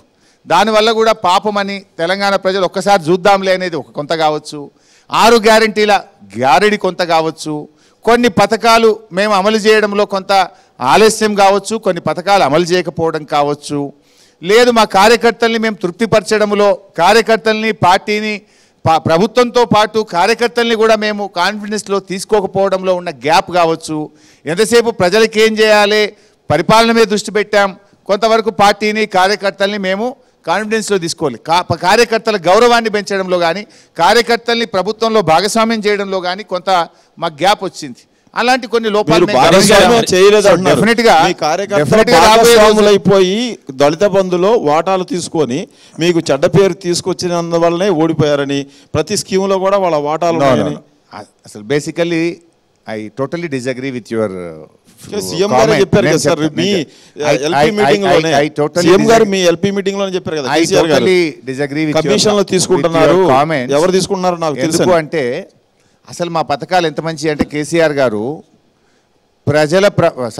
అధికారుల ప్రమేయము రాజకీయ నాయకుల ప్రమేయం లేకుండా కేసీఆర్ పథకాలు పెట్టారు. మీరు చూస్తే రైతు బంధు ఫైనాన్స్ డిపార్ట్మెంట్లో విడుదలైతే డైరెక్ట్ రైతు అకౌంట్లో పడుతుంది. ఆసరా పెన్షన్ ఫైనాన్స్ డిపార్ట్మెంట్లో విడుదలైతే ఆ అవ్వా తాత పోస్ట్ ఆఫీస్ అకౌంట్లో లేదంటే బ్యాంక్ అకౌంట్లో పడుతుంది. కళ్యాణ లక్ష్మి నేరుగా చెక్కు అమ్మాయి తల్లి పేరు మీదనే చెక్కు వెళ్తుంది. అంటే మెజారిటీ స్కీమ్స్ కేసీఆర్ గారు మధ్యవర్తులు ప్రమేయం లేకుండా రాష్ట్ర ప్రభుత్వ ఖజానా నుంచి లబ్ధిదారుడి ఖజానా చేతికి వెళ్ళేటట్టుగానే మేము ప్లాన్ చేశాం. దళిత బంధు విషయంలో కూడా ఒక చోటో రెండు చోట్ల ఎక్కడన్నా జరిగి ఉంటే దాన్ని కేసీఆర్ గారు హెచ్చరించి సరిచేయమని చెప్పడం అంటే అది మా నిజాయితీకి నిదర్శనం. అది 1 or 2 ప్లేసెస్లో జరిగితే దాన్ని మేము కరెక్ట్ చేసే ప్రయత్నం కూడా చేశాం. హరీష్ రావు గారు, ఇప్పుడు ఈ ప్రభుత్వం ఫోన్ ట్యాపింగ్ అనే ఒక విషయం బయటకు వచ్చింది. దాంట్లో కీలకంగా మీ కీలక నేతలే ఉన్నారు, వాళ్ళు చెప్తేనే మొత్తం ఫోన్ ట్యాపింగ్ చేశారని చెప్తున్నారు. సెకండ్, బీఆర్ఎస్ ఇప్పుడు ఏదైతే ఎంపీ క్యాండిడేట్ ఉన్నాడో వెంకటరామరెడ్డి, అతని మీద ఆరోపణలు చేశారు. అతను చెప్తే కొన్ని పనులు చేశారు, ఒక అరెస్ట్ కూడా చేశారు. ఈ ఫోన్ ట్యాపింగ్ వ్యవహారం అసలు ఏంటి? అసలు నిజంగా మీరు చేశారా చేయలేదా? నిజంగా చెప్పాలంటే ఇవాళ రేవంత్ రెడ్డి గారు రాష్ట్ర ప్రజల దృష్టి మరల్చడం కోసం ఈ ఫోన్ ట్యాపింగ్ అనే ఒక డ్రామా నడుపుతూ ఉన్నాడు. రాష్ట్రంలో ప్రజలు కరువు కాటకాలతో లక్షల ఎకరాల్లో పంటలు ఎండిపోయినాయి. వడగళ్ల వానతో కొన్ని వేల ఎకరాల్లో పంట నష్టం జరిగింది. త్రాగునీరు లేక మహిళలు ఇబ్బంది పడుతూ ఉన్నారు. ఇవాళ రాష్ట్రమంతా కూడా ప్రజలు తీవ్రమైనటువంటి ఆగ్రహంలో ఉంటే ప్రజల దృష్టి మరల్చడానికి ఇదంతా ఒక నాటకంలాగా, ఒక సీరియల్ లాగా, ఒక సిరీస్ ఆఫ్ డ్రామా లాగా లీక్లతో నడిపించే ప్రయత్నం చేస్తూ ఉన్నారు. ఇవాళ నిజానికి దేశ రాష్ట్ర అంతర్గత భద్రత దేశంలో దానికోసం ఇది మన ప్రభుత్వాలు, కేంద్ర ప్రభుత్వాలు, రాష్ట్ర ప్రభుత్వాలు జరుపుతూ ఉంటాయి. ఒకవేళ ఇందులో ఏదైనా ఎక్కడైనా తప్పు జరిగి ఉంటే వాళ్ళ మీద యాక్షన్ తీసుకోండి. You are in the government, మేము ఎవరు దాన్ని ఆపడానికి లేరు, యూ కెన్ టేక్ యాక్షన్. కానీ ఇదంతా ఏం జరుగుతుంది? ఓ సిరీస్ ఆఫ్ డ్రామా లాగా రోజు లీకులు ఇచ్చుకుంటూ, there is no official news, only leak వస్తుంది మీకు టీవీ ఛానళ్లకు, పేపర్లకు, అది కూడా సెలెక్టెడ్ ఛానల్స్కు, సెలెక్టెడ్ పేపర్స్కు సెలెక్టెడ్ లీకులు ఇచ్చి దాన్ని మీరు రాయించే ప్రయత్నం చేస్తూ ఉన్నారు. అఫీషియల్గా ఇప్పటిదాకా ఒక ప్రెస్ మీట్ పెట్టి వీళ్ళు తప్పు చేసిందని ఇప్పటిదాకా గవర్నమెంట్ కానీ పోలీసులు కానీ ఇప్పటిదాకా ఎక్కడ చెప్పారా? ఇన్ఫాక్ట్ వీళ్ళు ఆడుతున్న నాటకం వల్ల దేశ భద్రతకు ముప్పు ఉన్నది. దుందుడుకుడు చర్యలతో, ప్రతీకార చర్యలతో ఈ ప్రభుత్వం పనిచేస్తుంది. రేవంత్ రెడ్డి గారు ప్రతిపక్షంలో ఉన్నప్పుడు పలానా ఆఫీసర్ను నేను జైల్లో పెడతా, పలానా ఆఫీసర్ను అరెస్ట్ చేస్తా అని ఆయన ప్రతిపక్షంలో మాట్లాడినటువంటి వాటిని నేనేదో చేసినా అని చూపించడంలో తొందరపాటు చర్యలుగా నేను చూస్తా ఉన్నా వ్యక్తిగతంగా. ఎందుకంటున్నా అంటే ఇవాళ మన రాష్ట్రంలో ఉండేటువంటి పోలీస్ అధికారులు వాస్తవానికి సిమి లాంటి ఉగ్రవాద సంస్థల టెర్రరిస్టులను పట్టుకున్నారు. అంతర్రాష్ట్రంలో నక్సలైట్లు, టెర్రరిస్టు అని అనేక సంఘటనల్లో కూడా వీళ్ళు పనిచేసి చాలా గట్టిగా పనిచేస్తే కేంద్ర ప్రభుత్వం కూడా చాలాసార్లు ప్రశంసించింది. మీరు చేసే ఈ చర్యల వల్ల ఏం జరుగుతుందంటే ఇప్పుడు వాళ్ళ పేర్లన్నీ కూడా బయటకు వచ్చి, వాళ్ళ ఫోటోలు బయటకు వస్తే ఇవాళ వాళ్ళ ప్రాణ భద్రతకు, వాళ్ళ కుటుంబ ఫ్యామిలీ మెంబర్స్ భద్రత, family they are at risk, their life is at risk.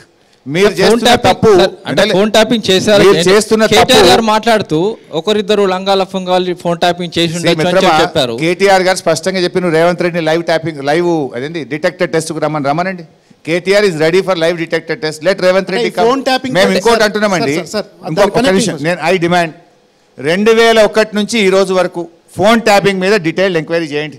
2001లో Chandrababu ఉండే, తర్వాత రాజశేఖర్ రెడ్డి ఉండే, తర్వాత కిరణ్ కుమార్ రెడ్డి, కాంగ్రెస్ ఎంపీలే చెప్పిండ్రు మా ముఖ్యమంత్రి మా ఫోన్లు ట్యాప్ చేస్తుండని కాంగ్రెస్ ఎంపీలే ఆ రోజు చెప్పిండ్రు.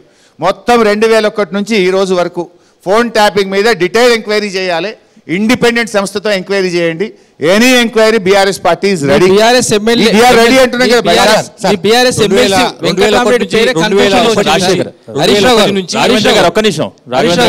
మీ బీఆర్ఎస్ ఎమ్మెల్సీ వెంకటరామరెడ్డి పేరే డైరెక్ట్ గా కన్ఫెషన్ స్టేట్మెంట్ లో అన్ని మీరు చెప్పించారో రాయించారో మీ చేతిలో ప్రభుత్వం ఉంది. నిజాలు రేపు కోర్టు తెలుస్తుంది. Matter is sub జ్యుడిస్ number 1. Number 2 ఇవాళ మీరు టార్గెటెడ్గా కొంతమందిని టార్గెట్ చేసి ఇబ్బంది పెట్టాలని ఒక పథకం ప్రకారంగా ప్రజల దృష్టి మరల్చడం కోసం ప్రజా సమస్యలు పక్కదో పట్టించడం. హైదరాబాద్లో నీళ్ళ ట్యాంకర్లు లేక ప్రజలు మొత్తుకుంటున్నారు. ఒక్కొక్క అపార్ట్మెంట్ వాళ్ళు కేసీఆర్ ఉండగా ట్యాంకర్ బుక్ చేయలే. 4 నెలలు కాలే కేసీఆర్ దిగిపోయి ఇవాళ ఒక్కొక్క అపార్ట్మెంటు నెలకు 100 ట్యాంకర్లు 200 ట్యాంకర్లు బుక్ చేయాల్సిన పరిస్థితి ఎందుకు వచ్చింది? ఇవాళ మంచినీళ్ళ కరువు హైదరాబాద్లో ఎందుకు వచ్చింది? 10 ఏళ్ల కేసీఆర్ పాలనలో హైదరాబాద్లో మంచినీళ్ళ సమస్య ఉండదు. కేసీఆర్ దిగంగానే మంచినీళ్ళ సమస్య వస్తుంది. కేసీఆర్ దిగంగానే మళ్ళీ ఇన్వర్టర్లు, కన్వర్టర్లు, జనరేటర్లు వస్తాయి. కేసీఆర్ దిగంగా 10 నెలలు ఎందుకు లేదండి? 4 నెలలే వర్షం కింది మీద అయిపోయిందా? అంటే మీకు అడ్మినిస్ట్రేషన్ రావడం లేదు. ప్రభుత్వం మీద వ్యతిరేకత పెరుగుతుంది కనుక ఇలాంటి వార్తలతోని మీరు ప్రజల దృష్టి మరల్చే ప్రయత్నం చేస్తుంది. దట్స్ వై వీ డిమాండ్ 2001 నుంచి ఈ రోజు వరకు మొత్తం ఫోన్ ట్యాపింగ్ వ్యవహారం మీద తెలుగుదేశం, కాంగ్రెస్, బీఆర్ఎస్ పాలనలో ఇండిపెండెంట్ ఏజెన్సీ ద్వారా ఎంక్వైరీ చేయించండి. We're ready for that. Sir 2014 నుంచి 2023 వరకు బీఆర్ఎస్ ప్రభుత్వం 2 టర్ములు ఉంది. అప్పుడు రాని ఈ ఆలోచన డిమాండ్ ఇప్పుడు ప్రతిపక్షంలోకి వెళ్ళినాక మీరు సబ్జెక్ట్ ని డైవర్ట్ చేసిన తెరపై అంటే మీకు ఎందుకు భయం అంటే గుమ్మడికాయ దొంగ అంటే మీరు ఎందుకు భుజాలు తడుముకుంటున్నారు? మీరు అంటున్నారు గుమ్మడికాయ దొంగ అంటే కాంగ్రెస్ వాళ్ళు ఎందుకు భుజాలు తడుముకుంటున్నారు? మేము అంటున్నాము ఇఫ్ యు ఆర్ రైట్ మీరు చేయనప్పుడు లెట్ us do it. 2001 నుంచి చేయండి. ఇప్పుడు ఇదే శివధర్ రెడ్డి, ఈ రోజు ఉన్న శివధర్ రెడ్డి గారే ఆ రోజు డీజీ ఇంటెలిజెన్స్, మా కేసీఆర్ గారికి కూడా అడిషనల్ డీజీ ఇంటెలిజెన్స్ ఆ రోజు చేసిండా లేదా? Let us do it. Shivadhar Reddy కూడా గుంజండి, శివధర్ రెడ్డి కూడా అడగండి, ఎంక్వైరీలు ఆయన కూడా పిలవండి. పాయింట్ శివధర్ రెడ్డి గురించి నేను అడిగేది ఏంటంటే 2014 నుంచి 2023 వరకు మీరు ఉన్నారు. మీరు అంటున్నారు 2001 నుంచి చేయాలని అంటున్నారు. అంటున్నారు సార్. ఇప్పుడు వాళ్ళు ఫోన్ ట్యాపింగ్ అన్నాక మీరు ఎందుకు ఫోన్ ట్యాపింగ్ అది 2001 తీసుకొస్తున్నారు అనేది పాయింట్ సార్. ఇక్కడ శివధర్ రెడ్డి వేరే వాళ్ళ పాయింట్ లేదండి, నిజాలు బయటకు రావాలనుకుంటున్నాను. అదే మీరు ఎందుకు అప్పుడు చేయలేదని పాయింట్ సార్. మేము పరిపాలన మీద దృష్టి పెట్టాము. వీళ్ళు ఎంతసేపు ఏంటంటే ప్రతిపక్షాల మీద బురద జల్లాలి, ప్రజల దృష్టి మరల్చాలని మీరు చూస్తున్నారు. మేమేమో మా ఒక నిమిషం మా ప్రయత్నం ఏముండే, కరెంటు బాధలు ఎట్లా తీరాలి, ఇన్వర్టర్లు ఎట్లా పోవాలి, జనరేటర్లు ఎట్లా పోవాలి, ప్రజలు మంచినీళ్ళ కోసం బిందెలు పట్టుకొని రోడ్ల మీద రాకుండా మంచినీళ్ళు ఎట్లా ఇవ్వాలి, మేము హైదరాబాద్లో ఫ్లైఓవర్లు ఎట్లా కట్టాలి, దవాఖానలు ఎట్లా కట్టాలి, మెడికల్ కాలేజీలు ఎట్లా కట్టాలి, మేము ఆసరా పెన్షన్ టైం మీద ఎట్లా ఇవ్వాలి అని మేము ప్రయత్నం చేసినాం. మీ ప్రయత్నం ఏమున్నది? మీరు రైడ్లు చేసుడే. రాష్ట్రంలో ఈరోజు చూస్తే ఆర్ఎంపీ, పిఎంపీ డాక్టర్ల మీద రైడ్లు, వాళ్ళెవరో వడ్డీ వ్యాపారుల పేరు మీద రాష్ట్రం మొత్తం 1000 మంది మీద రైడ్ చేసి వాళ్ళని నిద్రపోకుండా చేస్తున్నారు. క్వారీలను వాళ్ళ మీద రైడ్లు చేస్తున్నారు. రైస్ మిల్లర్స్ వాళ్ళను రైడ్లు చేసి వాళ్ళని ఇబ్బంది పెడుతున్నారు. అసలు ఇట్లా తీస్తే ఎక్కడ చూడు రైడ్లు, కేసులు, బుకింగ్లు, గందరగోళం, ప్రజలందరినీ కూడా భయభ్రాంతులకు గురి చేసే విధంగా పరిపాలన గాది కొదిలేసి ఇలా వడ్లు కొనే దిక్కు లేదు, మంచినీళ్ళు దిక్కులేవు, పంటలు ఎండిపోతా ఉన్నాయి. ఇలా ఏ సమస్య పరిష్కారం దొరకలేదు. ఎంతసేపు వీరి ముక్కులేలు పెట్టుడు, వారి ముక్కులేలు పెట్టుడు. హరీష్ రావు గారు మీరు అధికారంలోకి వచ్చిన తర్వాత అయ్యప్ప సొసైటీలో అక్రమ కట్టడాన్ని కూల్చివేశారు. మళ్ళీ ఒకసారి ఎత్తలేదు. అంటే మీరు చేసిన కదా. Legal matter is pending. కోర్టుకు పోయి కొంతమంది స్టే తేవడం వల్ల the matter has become sub జుడిస్. సరే ఇప్పుడు ప్రణీత్ రావు మొత్తం హార్డ్ డిస్క్ మొత్తం డిస్ట్రాయ్ చేశాడు, కట్టర్స్ కట్ చేశాడు. మరి ఆ విషయంలో ఎట్లా అంటారు? అంటే మొత్తం డాటా మొత్తం డిస్ట్రాయ్ చేశారు. అది ప్రణీత్ రావా, ఎక్సా, వైయా, జెడ్ నాకు అవసరం లేదు. ఎవడు తప్పు చేసినా మనకి శిక్ష వేయాల్సిందే. మీరు నిజాయితీ గల్లోళ్ళు అయితే 2001 నుంచి 2024 దాకా మొత్తం డీటెయిల్డ్ ఎంక్వైరీ చేయండి. దాన్ని ఒక ఇండిపెండెంట్ ఏజెన్సీకి ఇవ్వాలి. ఇప్పుడు ఏమైంది? హోమ్ మినిస్టర్ రేవంత్ రెడ్డి, ముఖ్యమంత్రి రేవంత్ రెడ్డి, ఆయన్నే పలానా ఆఫీసర్ని నేను జైలు వేస్తా అని ప్రతిపక్ష నాయకుడిగా చెప్పిండు. ఆయన ఏమైంది? ఉద్దేశపూర్వకంగా చేస్తున్నానని మా అభియోగం. నిజంగా నిజాలు బయటకు రావాలంటే, వాస్తవాలు బయటకు రావాలంటే ఒక ఇండిపెండెంట్ ఏజెన్సీకి ఇవ్వండి. 2001 నుంచి 2024 దాకా సంపూర్ణమైన విచారణ జరపండి. We're ready. ఫోన్ ట్యాపింగ్ వ్యవహారంలో మీరు కొంతమంది ఒక సామాజిక వర్గానికి సంబంధించిన వాళ్ళని ప్రైవేట్ సైన్యంగా ఉపయోగించుకున్నారు. ఫోన్ ట్యాపింగ్ చేయడానికి ప్రత్యేకంగా వాళ్ళే ఇప్పుడు జైలు పోతున్నారు. మెజారిటీ పీపుల్ వాళ్ళే ఉన్నారు. ముఖ్యమంత్రి రేవంత్ రెడ్డి గారు కూడా ఆ విషయం స్పష్టంగా టార్గెటెడ్ గా ముఖ్యమంత్రి గారు ఒక వర్గం మీద దుష్ప్రచారం చేయాలని, ప్రజల్లో ఒక దురభిప్రాయం కలిగించాలని, ఇవన్నీ ఆరోపణలు. ఇవి ఎప్పుడు నిజమవుతాయి? కోర్టులో నిర్ధారణ జరిగిన తర్వాత అది నేరం అవుతుంది. ఇదంతా కూడా ఇప్పుడు జరుగుతున్న వ్యవహారం అంతా కూడా ప్రభుత్వం బురదలడం, ప్రభుత్వం అక్రమంగా కేసుల్లో ఇరికించడం, ప్రభుత్వం ఉద్దేశపూర్వకంగా కొంతమంది వ్యక్తులను టార్గెట్ చేస్తూ ఉంది. ఇది అంతిమంగా న్యాయ విచారణ జరిగి కోర్టులో నిర్ధారణ జరిగితే అది నేరం అవుతుంది. హరీష్ రావు గారు ఏమి లేకుండానే వీళ్ళు జల్లే బురదను పట్టుకొని మనం మాట్లాడుకోవడం అంటే ఇది కాలయాపన, సమయం వృధా. సంబంధించి దాడులు జరుగుతున్న నేపథ్యంలో హరీష్ రావు గారు కొంతమంది పోలీసు అధికారులకు కాల్ చేశారని కూడా చెప్తున్నారు. ఏం చెప్తారు దానికి? నేను ఎవరికి కాల్ చేయలేదు, అవసరం నాకు అంతకంటే లేదు. హరీష్ అని ఇప్పుడు ఇంతకీ ఫోన్ ట్యాపింగ్ గత ప్రభుత్వం చేసిందా చేయలేదో చెప్పట్లేదు మీరు. మిత్రమా, అది పోలీస్ డిపార్ట్మెంట్ డ్యూటీ. అది ఏదైనా ఉంటే పోలీస్ డిపార్ట్మెంట్ అడగాలి. నిజానికి అది ముఖ్యమంత్రి గారికి పోలీస్ డిపార్ట్మెంట్కు మధ్య ఉండేటువంటి కాంగ్రెస్ వాళ్ళు మాత్రము కేసీఆర్, కేటీఆర్, హరీష్ రావు అది తప్పని చెప్పి తెలియకుండా ఏమీ జరగలేదు. రేవంత్ రెడ్డి నివాసానికి 200 మీటర్ల దూరంలో ఈ రోజు సంబంధించినటువంటి ఇన్స్ట్రుమెంట్స్ పెట్టి వాళ్ళు ఏం మాట్లాడుతున్నారు. ఈ రోజు నా ఫోన్ ట్యాప్ అవుతుంది. మరి రేవంత్ రెడ్డి గారు చేస్తున్నారు నా ఫోన్ ట్యాపింగ్. హరీష్ ఈ రాష్ట్రంలో ఉన్న కౌంటర్ ఇంటెలిజెన్స్, డీజీ ఇంటెలిజెన్స్, ఈ రాష్ట్ర అధికారులు మా ఫోన్లు ట్యాప్ చేస్తున్నారు. మరి మా ఫోన్లు ఈరోజు మా నిర్ణయాలు, మా కదలికలు ప్రతి నిమిషం మాకంటే ముందే బయటకు వస్తూ ఉన్నాయి. మరి ఎవరు ట్యాప్ చేస్తున్నారు, దీనికి ఎవరు బాధ్యులు? ఇంత రాద్ధాంతం జరుగుతుంటే 10 ఏళ్ళు ముఖ్యమంత్రిగా పనిచేసినటువంటి కేసీఆర్ లిక్కర్ కేసు విషయంలో స్పందించలేదు, ఫోన్ ట్యాపింగ్ విషయంలో స్పందించలేదు. కేవలం హరీష్ రావు, కేటీఆర్ మాత్రమే ఈ అంశాన్ని భుజాన వేసుకొని ముందుకు తీసుకెళ్లాలనుకుంటున్నారా? కేసీఆర్ ఎందుకు స్పందించట్లేరు? స్పందిస్తాం అవసరం. మేము స్పందించడం అంటే పార్టీ స్పందించడం కదా. మేము వేరు, కేసీఆర్ వేరా? కేటీఆర్ వేరు, కేసీఆర్ వేరు ఉంటారా? మేము ఏం మాట్లాడినా పార్టీ యొక్క ఆలోచనకు అనుగుణంగానే మేము మాట్లాడతాం కదా. కేసీఆర్ గారు కూడా మన ఢిల్లీ ముఖ్యమంత్రి కేజ్రీవాల్ అరెస్ట్ అయినప్పుడు, కవిత గారు అరెస్ట్ అయినప్పుడు, అదేవిధంగా జార్ఖండ్ ముఖ్యమంత్రి గారు అరెస్ట్ అయినప్పుడు స్పందించారు. అందులో కవిత గారి అరెస్ట్ను కూడా వారు ఖండించారు. మీరు అది తెలుసుకోకుండా మాట్లాడితే నేను ఖండించాలంటే 4 సభల్లో కాంగ్రెస్ పార్టీని, ముఖ్యమంత్రుల్ని, మంత్రుల్ని తిట్టడానికి సమయం కేటాయించిన కేసీఆర్ మెయిన్గా తెలంగాణ రాజకీయం అంతా ఫోన్ ట్యాపింగ్ చుట్టూ తిరుగుతుంటే 2-3 రోజుల్లో చిల్లర వ్యవహారం అండి. ముఖ్యమంత్రి ప్రజల దృష్టి మరల్చడం కోసం ఇప్పుడు ఈ రాష్ట్రంలో ప్రజలు ఏం ఇబ్బంది పడుతున్నారండి? ప్రజల సమస్యలు మనకు ముఖ్యమా, నీకు నాకు ఉండే రాజకీయ పంచాయతీ ముఖ్యమా? ఒక ప్రతిపక్ష నాయకుడు ఏం చేయాలి? రాష్ట్రంలో మంచినీళ్ళ కష్టాలు ఉంటే మాట్లాడతాడు, రైతులకు కష్టాలు ఉంటే మాట్లాడతాడు. ఇవాళ పాపం వృద్ధులకు కేసీఆర్ ఉండగా ఫస్ట్ వీక్లో పెన్షన్ వస్తుండే, 30వ తారీఖు దాకా పెన్షన్ వస్తలేదు. పెన్షన్ వచ్చిందా అని రోజు పొద్దుగాల పోస్ట్ ఆఫీస్కి పోయి అడిగొచ్చుడు, రాలేదనగానే ఉసూరుమని ఎండల ఇంటికి వచ్చుడు. నెల రోజులు ఆలస్యంగా పెన్షన్లు పడతా ఉన్నాయి. 4000 పెన్షన్ దేవుడెరుగు. జనవరి నెలలో వృద్ధులకు, వితంతువులకు ఈ రాష్ట్రంలో 42 లక్షల మంది పెన్షన్దారులకు ఇచ్చే 2000 కూడా ఎగ్గొట్టింది ప్రభుత్వం. ఒక నెల పెన్షనే ఎగ్గొట్టింది ప్రభుత్వం. నువ్వు 4000 ఇచ్చిపెట్టు, ఇచ్చే 2000 కూడా ఒక నెల ఎగ్గొట్టిరు. పాపం ముసలోళ్ళు పొద్దుగా లేచి పోస్ట్ ఆఫీస్కు ఎండలు పోవుడు, పెన్షన్ వచ్చిందంటే ఇంకా వాళ్ళేదనగానే ఇంటికి వచ్చుడు. ఎన్ని రోజులు తిరగాలి? ఒక ఖచ్చితమైన డేటుకు మేముండగా ఫస్ట్ వీక్లో పెన్షన్లు పడుతుండే. ఇవాళ నెలాఖరు దాకా కూడా పెన్షన్లు పడని పరిస్థితి వచ్చింది.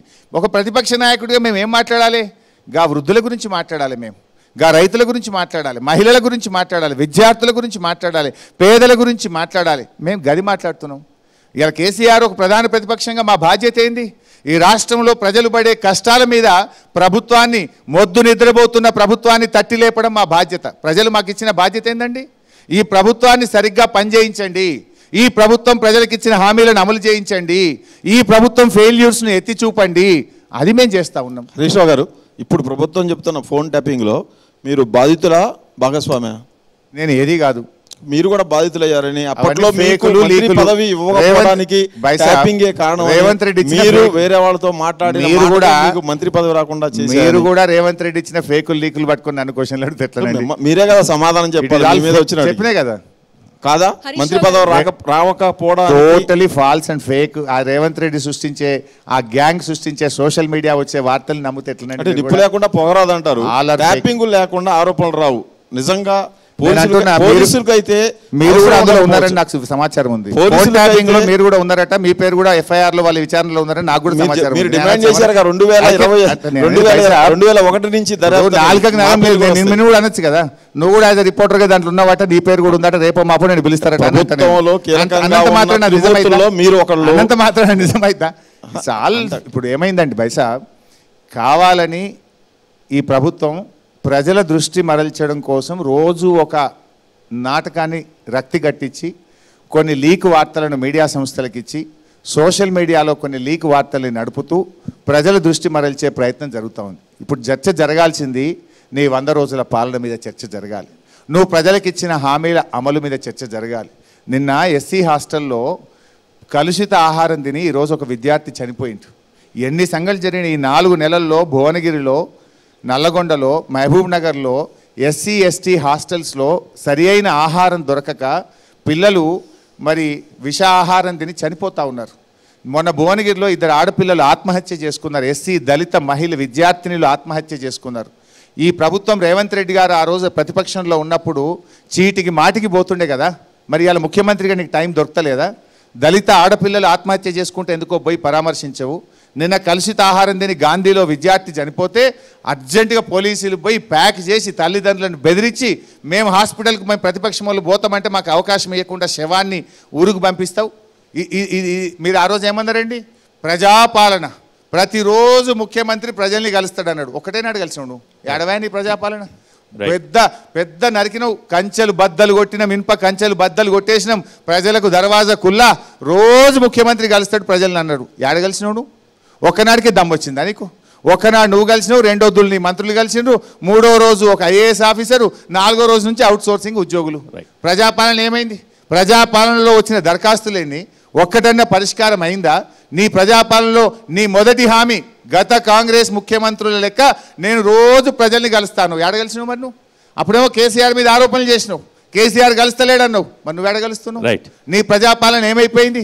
నీ ప్రజాపాలన అంటే నీ హామీలను ఎవరైనా ప్రశ్నిస్తే పగబడుతున్నావు, కేసులు పెడుతున్నావు, లోపలేస్తున్నావు. ఇదేనా ప్రజాపాలన? ప్రజాపాలన అంటే నేను ప్రశ్నిస్తే దానికి సమాధానం చెప్పు.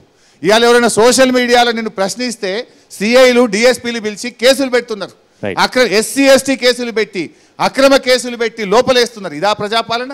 రైట్. హరీష్ రావు గారు, మనం కొనసాగిద్దాం. ఇందాక మీరు మాట్లాడుతూ ఉన్నారు, అనేక హామీల్ని, చెప్పని హామీలను కూడా మేము గత ప్రభుత్వ అధికారంలో ఉన్నప్పుడు నెరవేర్చామని చెప్తున్నారు. చెయ్యని కొన్నిటికి ప్రజలు తిరస్కరించి ఉండొచ్చు అని కూడా ప్రస్తావించారు.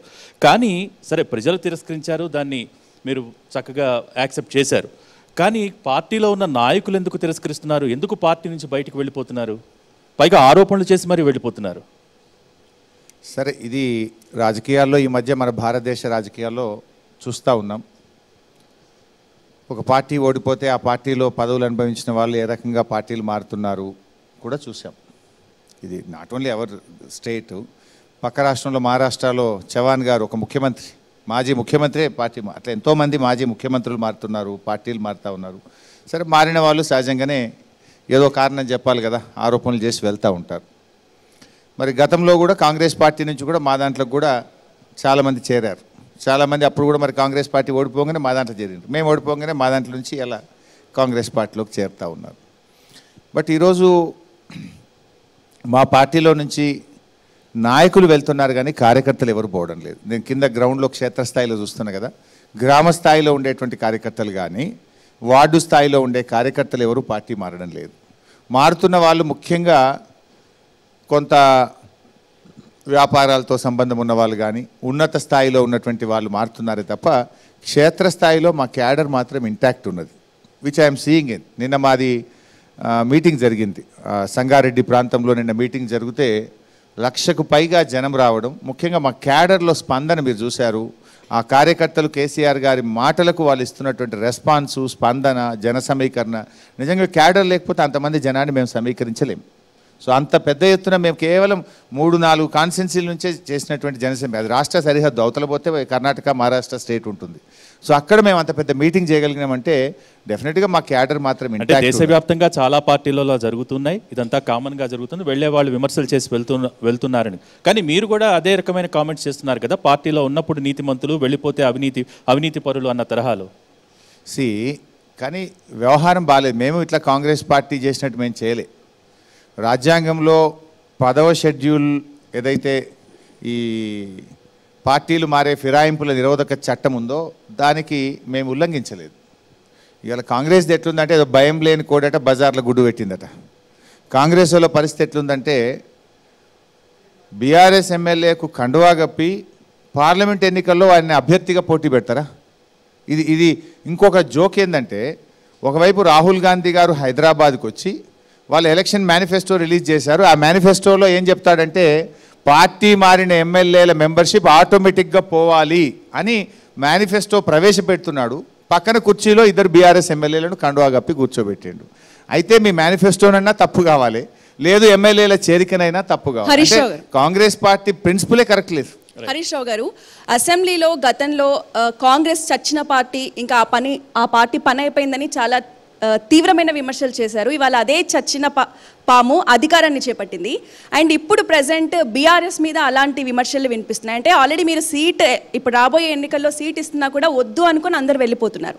అంటే ఆల్రెడీ వలసలు జరుగుతూనే ఉన్నాయి కంటిన్యూస్గా. ఇప్పుడు రాబోయే ఎలక్షన్స్ తర్వాత అందరూ ఖాళీ అయిపోతుంది, అసలు బీఆర్ఎస్ కనిపించదు అని మాట్లాడుతున్నారు. మరి ఇప్పుడు మీ పార్టీ పరిస్థితి ప్రశ్నలోనే సమాధానం ఉంది. మీ ప్రశ్నలోనే సమాధానం ఉంది. చచ్చిన కాంగ్రెస్ పార్టీ ఎట్లా లేచి అధికారంలోకి వచ్చిందో ఇవాళ బీఆర్ఎస్ పార్టీ కూడా ఖచ్చితంగా మళ్ళీ రాష్ట్రంలో అధికారంలోకి వస్తుంది. అంటే ఎవరికి అనుమానం, టికెట్లు ఇచ్చినా కూడా తీసుకోకుండా ఎందుకు వెళ్ళిపోతున్నారు? ఎవరు అంటే అంత నమ్మకం లేకుండా. గతంలో కాంగ్రెస్ లో కూడా టికెట్లు ఇస్తే టికెట్ వదిలేసి వచ్చి బీఆర్ఎస్ టికెట్ తీసుకున్న వాళ్ళు కూడా చాలా మంది ఉన్నారు కదమ్మా. చాలా మంది గతంలో కాంగ్రెస్ పార్టీ టికెట్ ఇస్తే టికెట్ డిక్లేర్ అయినాక కూడా వచ్చి బీఆర్ఎస్ టికెట్లు తీసుకొని పోటీ చేశారు. అంటే పార్టీ ఫిరాయింపులను మీరు ప్రోత్సహించామని చెప్పారు, కానీ గత ప్రభుత్వంలో 12 మంది ఎమ్మెల్యేని రాత్రి మీ పార్టీలు చేర్చుకొని వాళ్ళకి మినిస్టర్ పదవులు ఇచ్చారు, దాన్ని ఏమంటారు? అంటే 10వ షెడ్యూల్లో ఫిరాయింపుల నిరోధక చట్టానికి లోబడి మేము తీసుకున్నాం. అంటే 2/3 కలిసి పార్టీ మారితే దాన్ని చీలికగా అంగీకరిస్తూ ఆ షెడ్యూల్లో మనకు ఒక అవకాశం ఉంది, క్లాజ్ ఉంది. సో ఆ రోజు ఉన్నటువంటి 18 మంది ఎమ్మెల్యేల్లో 12 మంది 2/3 మా పార్టీలో చేరితే it is a merger, official merger declared by honourable speaker. కానీ ఇక్కడ కాంగ్రెస్ పార్టీ మెర్జర్ చేయాలంటే మా 39 మంది ఎమ్మెల్యేల్లో 26 మంది ఎమ్మెల్యేలు పోతే ఇట్ విల్ బికమ్ మెర్జర్. మీరు మెర్జర్ లేకుండా బీఆర్ఎస్ ఎమ్మెల్యే నేరుగా తీసుకుపోయి మీరు సికింద్రాబాద్ ఎంపీ అభ్యర్థిగా పెడితే మీరు ఎట్లయితుంది? ఇప్పుడు మీరు చూడండి, నాకున్న సమాచారం మేరకు ఇలా మా పార్టీ నుంచి పోయి 4 అభ్యర్థులు పోటీ చేస్తున్నారు, 4 ఓటమి పాలవుతారు. అది కడియం కావ్య కావచ్చు, దానం నాగేందర్ కావచ్చు, సునీత మహేందర్ రెడ్డి కావచ్చు, అది చేవెళ్ళ అభ్యర్థి రంజిత్ రెడ్డి కావచ్చు. ఎవరెవరైతే ఇలా పార్టీ మారి వాళ్ళు ఎంపీ అభ్యర్థులు తెచ్చుకున్నారో ఇవాళ మా పార్టీ శ్రేణులు కసిగా ఉన్నారు. ప్రజలు కూడా వాళ్ళు పార్టీ మారిన తీరును తప్పుపడతా ఉన్నారు, అసహించుకుంటా ఉన్నారు. డెఫినెట్ గా ఆ 4 తగిన గుణపాఠం ప్రజలు చెప్తారు. సార్, మీరు దానం గురించి మాట్లాడుతున్నారు, టీడీపీ ఎమ్మెల్యేని తీసుకొచ్చి మీరు మంత్రిని చేయలేదా? అది కాన్స్టిట్యూషన్ పర్మిట్ చేసింది మీకు మంత్రి చేయడానికి. ఎక్కడ మీ పార్టీ అనేది కాన్స్టిట్యూషన్ లో ఎక్కడ లేదు. అది అవును, వేరే పార్టీలు ఉన్న వాళ్ళకి టికెట్ ఇవ్వొద్దు అని కూడా శాసన సభ్యుడు మంత్రి కావచ్చు అని ఉంది అంతే. వేరే పార్టీలో ఎమ్మెల్యేగా ఉన్న వాళ్ళకు ఇంకో పార్టీ టికెట్ ఇవ్వొద్దని రాజ్యాంగం ఉందా? ఉన్నది కదా, కాన్స్టిట్యూషన్ లో ఎంత స్పష్టంగా చెప్పిందంటే టీడీపీలో గెలిచిన వాళ్ళని పార్టీ వయలేట్ చేస్తే అతని శాసన సభ్యత్వాన్ని రద్దు చేయాలి. ఇలా పరిస్థితి ఏం తెలుసా మిత్రమా? స్పీకర్ గారికి మేము కంప్లైంట్ చేయడానికి 5 సార్లు పోతే ఆయన టైం ఇస్తలేడు. అట్లీస్ట్ స్పీకర్ గారు బాధ్యత ఏముండాలండి? మేము 4 సార్లు స్పీకర్ గారిని ఫోన్ చేస్తే అపాయింట్మెంట్ అడిగితే అపాయింట్మెంట్ ఇవ్వరు. ఇంటికి ఉదయాన్నే వెళ్ళి 6 గంటలకు వెళ్ళి కూర్చుంటే మమ్మల్ని ఇంట్లోకి రానియరు. మేము ఇచ్చే దరఖాస్తు మా ఎమ్మెల్యేలు పోతే కూడా స్పీకర్ గారు దరఖాస్తు తీసుకోకపోతే ఎట్లా అండి? గతంలో పోచారం శ్రీనివాస్ రెడ్డి ఇక్కడ అపాయింట్మెంట్ ఇవ్వకపోతే కామారెడ్డికి వెళ్ళి తీసుకున్నారు కదా. కామారెడ్డికి వెళ్తే అవునండి, ఆయన నియోజకవర్గంలో ఉన్నాడు పోచారం శ్రీనివాస్, ఆడికి వెళ్తే తీసుకున్నాడు కదా. మేము వికారాబాద్ పోతే తీసుకుంటలేరు, హైదరాబాద్కి వస్తే తీసుకుంటలేరు, ఎక్కడ మాకు అపాయింట్మెంట్ ఇస్తలేరు. టీడీపీలో గెలిచిన ఎమ్మెల్యేని టీఆర్ఎస్ మంత్రిని చేయడం సమర్థించుకుంటారా మీరు? చట్టంలో ఎక్కడ కూడా మంత్రిని ఫలాని వాళ్ళనే చేయాలని ఎక్కడ లేదు. మైకులో మాట్లాడండి దయచేసి. మంత్రి పదవి వేరు, పార్టీలో విలీనం వేరు. విలీనం అనేటువంటిది అనైతికత అనిపించలేదా ఆ రోజు తలసాని శ్రీనివాస్? మీరు చెప్పండి, ఇప్పుడు రేవంత్ రెడ్డి చేసేది అనైతికతనా కాదా? మీరు ఏమంటారు రమేష్ గారు? రేవంత్ రెడ్డి గారు ఇలా బీఆర్ఎస్ పార్టీ మీద గెలిచిన ఎమ్మెల్యేకు ఎంపీ టికెట్ ఇవ్వడం అనైతికతన నైతికతన రమేష్ గారిని అడుగుతాను. మీరు చేసిందే వాళ్ళు చేస్తుంటే మీకు అనైతికంగా కనిపిస్తా ఉంది. నేను రమేష్ గారిని అడుగుతానండి, ఈజ్ ఇట్ మీరు దాన్ని సమర్థిస్తారు? యాక్సెప్ట్ చేయలేదు, వాళ్ళది చేయడం లేదు యాజ్ ఎ జర్నలిస్ట్ గా. కానీ అనైతిక పనులు మీరు చేసి ఇప్పుడు వాళ్ళు చేసిన అనైతిక పనులని ఎట్లా ప్రశ్నిస్తారని మాది మెర్జరు, వాళ్ళు మాత్రం మెర్జ్ చేయకుండా మా పార్టీ ఎమ్మెల్యేని ఎంపీ టికెట్ మీద పోటీ చేయడం అనేది ఇది కాన్స్టిట్యూషన్, ఇండియన్ కాన్స్టిట్యూషన్ పర్మిట్ చేయదు. మేము కోర్టుకు కూడా వెళ్ళాం, మాకు సంపూర్ణమైన నమ్మకం ఉంది. ఆల్రెడీ సుప్రీంకోర్టు 5 బెంచ్ జడ్జిమెంట్ వచ్చి ఉన్నది. దాన్ని ఎట్టి పరిస్థితుల్లో స్పీకర్ డిస్క్వాలిఫై చేయాలని చెప్పారు.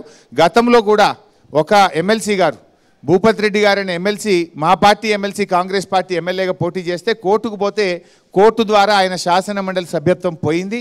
రేపు తప్పకుండా దానం నాగేందర్ గారి శాసనసభ్యత్వం కూడా పోతుంది. హరీష్ గారు, మీకు ఒక విషయాన్ని గుర్తు చేస్తాం. గతంలో తెలంగాణ ఉద్యమంలో ఉన్నప్పుడు తెలంగాణ భవన్లో కేసీఆర్ ఒక మాట అన్నారు, కాంగ్రెస్ వాళ్ళు ఎమ్మెల్యేలు అందరినీ తీసుకుంటున్నారంటే నువ్వు అక్కడ గుయ్యం అనిపించక వచ్చి నన్ను అడుగుతున్నావా అని చెప్పి అదే ప్రశ్నని అదే తెలంగాణ భవన్లో కేసీఆర్ని అధికారంలో ఉన్నప్పుడు అడిగితే వాళ్ళు వచ్చి జైన్ అవుతుంటే నేనేం చేయాలి, నేను జైన్ కాకుంటుంటావా, నా ప్లేస్లో నువ్వు ఉంటే ఏం చేస్తావని చెప్పారు. ఇప్పుడు ఇదే ప్రశ్నని మళ్ళీ హరీష్ రావు కాంగ్రెస్ వాళ్ళు మా ఎమ్మెల్యేలను తీసుకుంటున్నారు తప్పు అంటున్నారు. అంటే మీరు చేస్తేనేమో దాని ఒప్పు మీకు రాజ్యాంగం వర్తిస్తుంది, వేరే వాళ్ళు చేస్తే అంటే 2/3 ఉంటే నువ్వు కూడా తీసుకో 26. మీరు ఒకేసారి తీసుకోలేదు కదా సార్? మేము తీసుకోలేదు. మేము కండువా ఎప్పుడు కప్పినాం? వాళ్ళ పార్టీలో తెలంగాణ భవన్ లో వాళ్ళు ఎప్పుడు అడుగు పెట్టారు? 12 మంది నిండిన తర్వాత మెర్జర్ స్పీకర్ ప్రకటించిన తర్వాత వారి మెర్జర్. హరీష్ గారు, మీకు తెలియంది కాదు, ప్రగతి భవన్ నుంచి ఒకే స్క్రిప్టు పేరు ఎమ్మెల్యేల పేర్లు మారుతూ వచ్చినాయి, అభివృద్ధి కోసమే పార్టీ మారుతున్నామని చెప్పారు. అందరూ 12 మంది మీకు అనుకూలంగా నిబంధనలకు అనుకూలంగా వచ్చిన తర్వాత మెర్జర్ అప్లికేషన్ స్పీకర్కి ఇచ్చారు. మీరు ఆ ప్రాసెస్ అంతా చేయడానికి 6-7 నెలలు తీసుకున్నారు. మీ ప్రశ్నలోనే సమాధానం ఉంది. 12 మంది వచ్చిన తర్వాతనే వాళ్ళను పార్టీలో చేర్చుకోవడము, పార్టీ అధికారిక కార్యక్రమం 12 మందిని ఒకేసారి చేర్చుకోలేదు అనేది ప్రస్తావన. కండువా అయితే కప్పలే. పార్టీ అధికారిక కార్యక్రమాల్లో పార్టీ భవన్లో కండువాలు కప్పుకొని ఫోటోలు ఇచ్చారనా? పార్టీ అధికారికంగా మెర్జర్ అయిన తర్వాతనే ప్రకటించాం వాళ్ళను మా పార్టీ శాసనసభ్యులుగా వారిని గుర్తించాం. శర్మ గారు సార్ 2018లో మీకు 88 సీట్లు వచ్చిన తర్వాత ఎందుకు సార్ అంతమందిని మళ్ళీ తీసుకున్నారు? మరి ఇప్పుడు రేవంత్ రెడ్డి గారు ఏం తీసుకున్నారు? రేవంత్ రెడ్డికి కొంత తక్కువ ఉంది కదా. ఏం తక్కువ ఉన్నది? నీకు పూర్తి స్థాయి ప్రభుత్వం 64 మందితో నీకు సంపూర్ణమైన మెజార్టీ శాసనసభలో ఉంది. నీకు అంటే దాన్ని మీరు సమర్థిస్తున్నారా? పల్లారాజు గారు ఎలక్షన్ల ముందు కామెంట్ చేశారు, దొడ్లో బర్లను కట్టేసినట్టు వాళ్ళను ఉంచుతున్నాము అని చెప్పారు. అది ఆయన పర్సనల్ గా మాట్లాడింది కానీ it is not party comment. ఒకవైపు మీరు ప్రభుత్వం కూలిపోతుంది, ఏడాదిలో కూలిపోతుందని చెప్తున్న నేపథ్యంలో ఇది మీ పార్టీ ఎమ్మెల్యేలను చేర్చుకుంటున్నారు కావచ్చు. ఎట్లా కూలిపోతుంది అని మీరు భావిస్తున్నారు? ఆ పార్టీ ఎమ్మెల్యేలు మీ పార్టీలో చేరిపోతుందా? ఎట్లా కూలిపోతుంది? కేసీఆర్ గారు చాలా స్పష్టంగా చెప్పారు, ఈ ప్రభుత్వం 5 ఏళ్ళు ఉండాలని కోరుకుంటున్నాము. 5 ఏళ్ళు ఉంటేనే పాలేందో నీళ్ళేందో తేలుతుంది. మేమేమి ఈ ప్రభుత్వం ఇప్పుడే కూలిపోవాలని కోరుకోవడం లేదు. This is KCR comment. Then తర్వాత వారు ఏమన్నారు, వాళ్ళలో కుమ్ములాటలు ఉన్నాయి, వాళ్ళు తన్నుకుంటున్నారు, అది దాని తీరు చూస్తే అది సంవత్సరం కూడా ఉండదా అని అనుమానం కలుగుతుంది అన్నారు. మీరు అసలు పత్రికల్లో చూస్తే ఈ మధ్య బీజేపీ వాళ్ళు మాకంటే ఎక్కువ మాట్లాడుతున్నారు. ఈ గవర్నమెంట్ ఉండనే ఉండదు, ఏడాదిలోనే పోతుందని బీజేపీ వాళ్ళు మాట్లాడుతున్నారు. ఆ విషయం ఏదైనా ఉంటే బీజేపీ వాళ్ళని అడగండి, కానీ మాకు సంబంధం లేదు. రాష్ట్రంలో ఒక ఆసక్తికరమైనటువంటి చర్చ జరుగుతుంది. బీఆర్ఎస్ పార్టీ బీజేపీకి ప్లాన్ బి అని కాంగ్రెస్ వాళ్ళు అంటారు, కాంగ్రెస్ వాళ్ళకి ప్లాన్ బి అని చెప్పి బీజేపీ వాళ్ళు అంటారు. కానీ ఈ ఎన్నికల్లో ఓడిపోయిన తర్వాత 10 ఏళ్ల పాటు హిస్టరీ క్రియేట్ చేసినటువంటి ప్రభుత్వంలో ఉన్న మీరు రానున్న రోజుల్లో కర్ణాటకలో ఉన్నటువంటి జేడీఎస్ పార్టీ లాగా తయారైపోతుంది. భవిష్యత్తులో టీఆర్ఎస్ పార్టీ, మీరు ఏదైతే బీఆర్ఎస్ పార్టీ అంటారో ఆ బీఆర్ఎస్ పార్టీ అధికారంలోకి రావడం కల్లా ఇంక ఈ పార్టీ కిల్ అయిపోయింది, ఇదే లాస్ట్ వాళ్ళ అధికారం అన్నటువంటి ఒక చర్చ బాగా జరుగుతుంది. నిజంగానే భవిష్యత్తులో బీఆర్ఎస్ పార్టీ అధికారంలోకి వచ్చే స్కోప్ లేదా? ఆ మాట ఎవరన్నంటే ఇట్ ఇస్ ఎ జోక్. ఎందుకంటే బీఆర్ఎస్ పార్టీకి ఇలాంటివి చాలా వచ్చినాయి. మేము పార్టీ పెట్టిన తొలినాళ్ళలో 2001లో ఇది పాల పొంగు, ఇది నీటి బుడగ అన్నారు. ఇది అమావాస్యకు పుట్టింది పుణ్యానికి పోతుంది అన్నారు. అదేవిధంగా మేము చాలా ఒడిదొడుకులు చూసాం. రాజశేఖర రెడ్డి గారు ముఖ్యమంత్రిగా ఉన్నప్పుడు మా ఎమ్మెల్యేలందరినీ లాక్కొని మా పార్టీని నిర్వీర్యం చేసే ప్రయత్నం చేశారు. తర్వాత మేము తెలంగాణ కోసం రాజీనామా చేస్తే మేము కేవలం 6 మాత్రమే గెలిచాం. తెలుగుదేశంతో పొత్తు పెట్టుకున్నప్పుడు కూడా చాలా తక్కువ స్థానాలు గెలిచి బలహీనపడ్డ సందర్భాలు వచ్చిన తర్వాత. సో ఎప్పుడైనా మా పార్టీకి, ఏ రాజకీయ పార్టీకైనా ఒడిదొడుకులు ఉంటాయి. పడ్డప్పుడు లేచినప్పుడు పడుతుంటాం. కానీ అంత మాత్రాన్ని ఈ పార్టీ ఉండదు అని ఎవరన్నా అంటే అది మూర్ఖత్వం. డెఫినెట్గా బీఆర్ఎస్ పార్టీ ఉంటుంది. బీఆర్ఎస్ పార్టీ ముమ్మాటికి ఈ రాష్ట్రంలో తిరిగి అధికారంలోకి వస్తుంది. మీరు ఒక మాట అన్నారు, బీఆర్ఎస్కు బీజేపీ బీ టీమ్ అనో, బీజేపీ బీఆర్ఎస్కో లేదా కాంగ్రెస్కో బీ టీం ఏ టీం అనేదో మాట్లాడుతున్నారు. మేము ఎవరికీ కాదు. నిజానికి పార్లమెంట్ ఎన్నికల ముందు ఇదే కాంగ్రెస్ పార్టీ ఏమన్నదంటే, కవిత గారిని అరెస్ట్ చేయలేదంటే ఇది బీఆర్ఎస్ బీజేపీ కుమ్మక్కైందని చెప్పి మా మీద దుష్ప్రచారం చేసి మైనార్టీల ఓట్లు కాంగ్రెస్ పార్టీ కొల్లగొట్టుకున్నది. మేము బీజేపీతో ఏదో కలిసామని చెప్పి ఒక దుష్ప్రచారం పదే కవిత గారిని అడ్డం పెట్టుకొని రాజకీయం చేసి రాష్ట్రంలో మైనార్టీలను వాళ్ళ ఓట్లు లబ్ధి పొందే ప్రయత్నం మీరు చేశారు. ఇవాళ కవిత గారు అరెస్ట్ అయింది. ఇవాళ 2-3 విషయాలు చెప్పాలి. అసలు మేము నిజంగా బీజేపీతో కలిసి ఉంటే మేము ఆ రోజు 2 ఎమ్మెల్సీలను దాసోజు శ్రవణ్ను సత్యనారాయణ గారిని నామినేట్ చేసి గవర్నర్ గారికి పంపాం. ఒకవేళ బీజేపీతో మేము కలిసి ఉంటే గవర్నర్ గారు వెంటనే యాక్సెప్ట్ చేసి ఉండాలి కదా. మీరు పంపితే ఇదే కాంగ్రెస్ పార్టీ పంపుతేనేమో 24 గంటల్లో అదే గవర్నర్ గారు ఆమోదం తెలిపారు. మేము పంపితే నెలల తరబడి పెండింగ్ పెట్టి గవర్నర్ గారు రిజెక్ట్ చేశారు. ఇప్పుడు ఎవరితో కలిశారు? నంబర్ 1, కవిత గారు అరెస్ట్ జరుగుతుంది. మా ఎమ్మెల్సీలను నామినేట్ చేస్తే గవర్నర్ గారు రిజెక్ట్ చేస్తారు. మా బిల్లులు ఆర్టీసీ విలీనం కానీ అనేక బిల్లులు అసెంబ్లీలో మేము ఆమోదించి, మొదటిసారి కాదు రెండోసారి కూడా ఆమోదించి పంపితే గవర్నర్ గారు మా బిల్లులు రిజెక్ట్ చేశారు. అంటే ఇవాళ నిజంగా మేము బీజేపీతో కలిసి ఉంటే మా బిల్లులు పాస్ అవుతుంటే, మా ఎమ్మెల్సీలు క్లియర్ అవుతుండే, కవిత గారు అరెస్ట్ కానీ ఇప్పుడు అదే కవిత గారు అరెస్ట్ బయటికి రావడానికి పార్లమెంట్ కానీ ఇవన్నీ ఫేక్ అండి. ఇవాళ రాష్ట్ర లెట్ మీ కంప్లీట్, మీరు ఎంతసేపు అని అడగండి. రాష్ట్రంలో ఈరోజు ప్రజలకు అర్థమైంది రేవంత్ రెడ్డి గారు స్పష్టంగా పోయి ఏమన్నాడు మొన్న హైదరాబాద్కు మోడీ గారు వస్తే, బడే భయ్ ఆగే భీ తుమారా ఆశీర్వాద్ చాహియే అంటే నువ్వు మళ్ళీ నువ్వే ప్రధానమంత్రి అవుతావు, నీ ఆశీర్వాదం కావాలని రేవంత్ రెడ్డి గారు అడుక్కుంటున్నాడు. అంటే ఒక కాంగ్రెస్ పార్టీ ముఖ్యమంత్రి ఉండి నువ్వు దిగిపోతావు, మా కాంగ్రెస్ గవర్నమెంట్ వస్తుందంటావా? వారం రోజుల ముందు ఎలక్షన్ నోటిఫికేషన్ వస్తుంటే ఆగే భీ తుమారా ఆశీర్వాద్ చాహియే అంటావా? వారం అయితే ఎలక్షన్ అండి, వారం అయితే ఎలక్షన్ నోటిఫికేషన్, వారం తర్వాత నీకు ఎలక్షన్ అయినా ఇంకా అభివృద్ధి ఎక్కడిది? నీ కాంగ్రెసే దేశంలో అధికారంలో వస్తుందని చెప్పి నువ్వు ఆగే భీ తుమారా ఆశీర్వాద్ చాహియే అని ఎట్లా అంటావు? నంబర్ 1. నంబర్ 2, నీ రాహుల్ గాంధీ ఏమో అదానిని రిజెక్ట్ చేస్తాడు, నువ్వేమో అదానిని ముద్దాడుతావు, అదానిని పోయి అలమించుకుంటావు. నువ్వు నీ రాహుల్ గాంధీ ఏమో అదానిని వద్దంటాడు, నువ్వేమో ముద్దంటావు. అదే మోడీ హైదరాబాద్కి వచ్చినప్పుడు కేటీఆర్ని ఆశీర్వదించాలి మోడీ గారని అప్పటికి సీఎం కేసీఆర్ గారు అడిగారని చెప్పి డైరెక్ట్ మోడీ గారే చెప్పారు కదా. మోడీ గారిని అడగండి, మేము ఎప్పుడు అనలేదు. మీరు కేసీఆర్ గారు అక్కడ మిషన్ భగీరథకు సంబంధించిన స్కీమ్ లాంచింగ్ తీసుకొచ్చినప్పుడు మోడీ గారు మీ నుంచి నాకేమొద్దు తోడ ప్యార్ చాలు అన్నారు. మా రాష్ట్రం మీద గౌరవం ఉండాలని అడిగాడు. ఒక ముఖ్యమంత్రిగా గౌరవం కావాలండి, ఆశీర్వాదం అడగలే కదా. మరి రేవంత్ రెడ్డి కూడా అదే అడిగాడు కదా. ఏమడిగాడు? ఆశీర్వాదం కావాలంటుండు. ఒకటి. ప్రేమించమన్నారు, గుజరాత్ మోడల్ కావాలన్నాడు. ప్రేమించమంటే ఎట్లా? సారీ, గుజరాత్ మోడల్ కావాలంటుండు. ఇదే రాహుల్ గాంధీ వీళ్ళ ఏఐసిసి అధ్యక్షుడేమో Gujarat model utter flop, Godhra అల్లర్లు, మైనార్టీల ఊచకోత, Gujarat is a failure model అని రాహుల్ గాంధీ అంటాడు. మరి ఇదే రేవంత్ రెడ్డి ఏమో గుజరాత్ మోడల్ మాకు కావాలి, గుజరాత్ లెక్క సాయం చేయమని నేను దరఖాస్తు చేస్తాడు. అదానినేమో ఆయన తిడతాడు, ఈయననేమో ముద్దు పెట్టుకుంటాడు. మరి ఎవరి రాహుల్ గాంధీ కరెక్టా, రేవంత్ రెడ్డి కరెక్టా? ఇవాళ ఎవరు లైన్లో పోతున్నారు? సార్ బీజేపీ విషయంలో మీ వైఖరి మారింది. కవిత అరెస్టుకు ముందు ఒక విధంగా ఉంది వైఖరి, కవిత అరెస్ట్ తర్వాత ఒక విధంగా ఉందనేది వినిపిస్తుంది.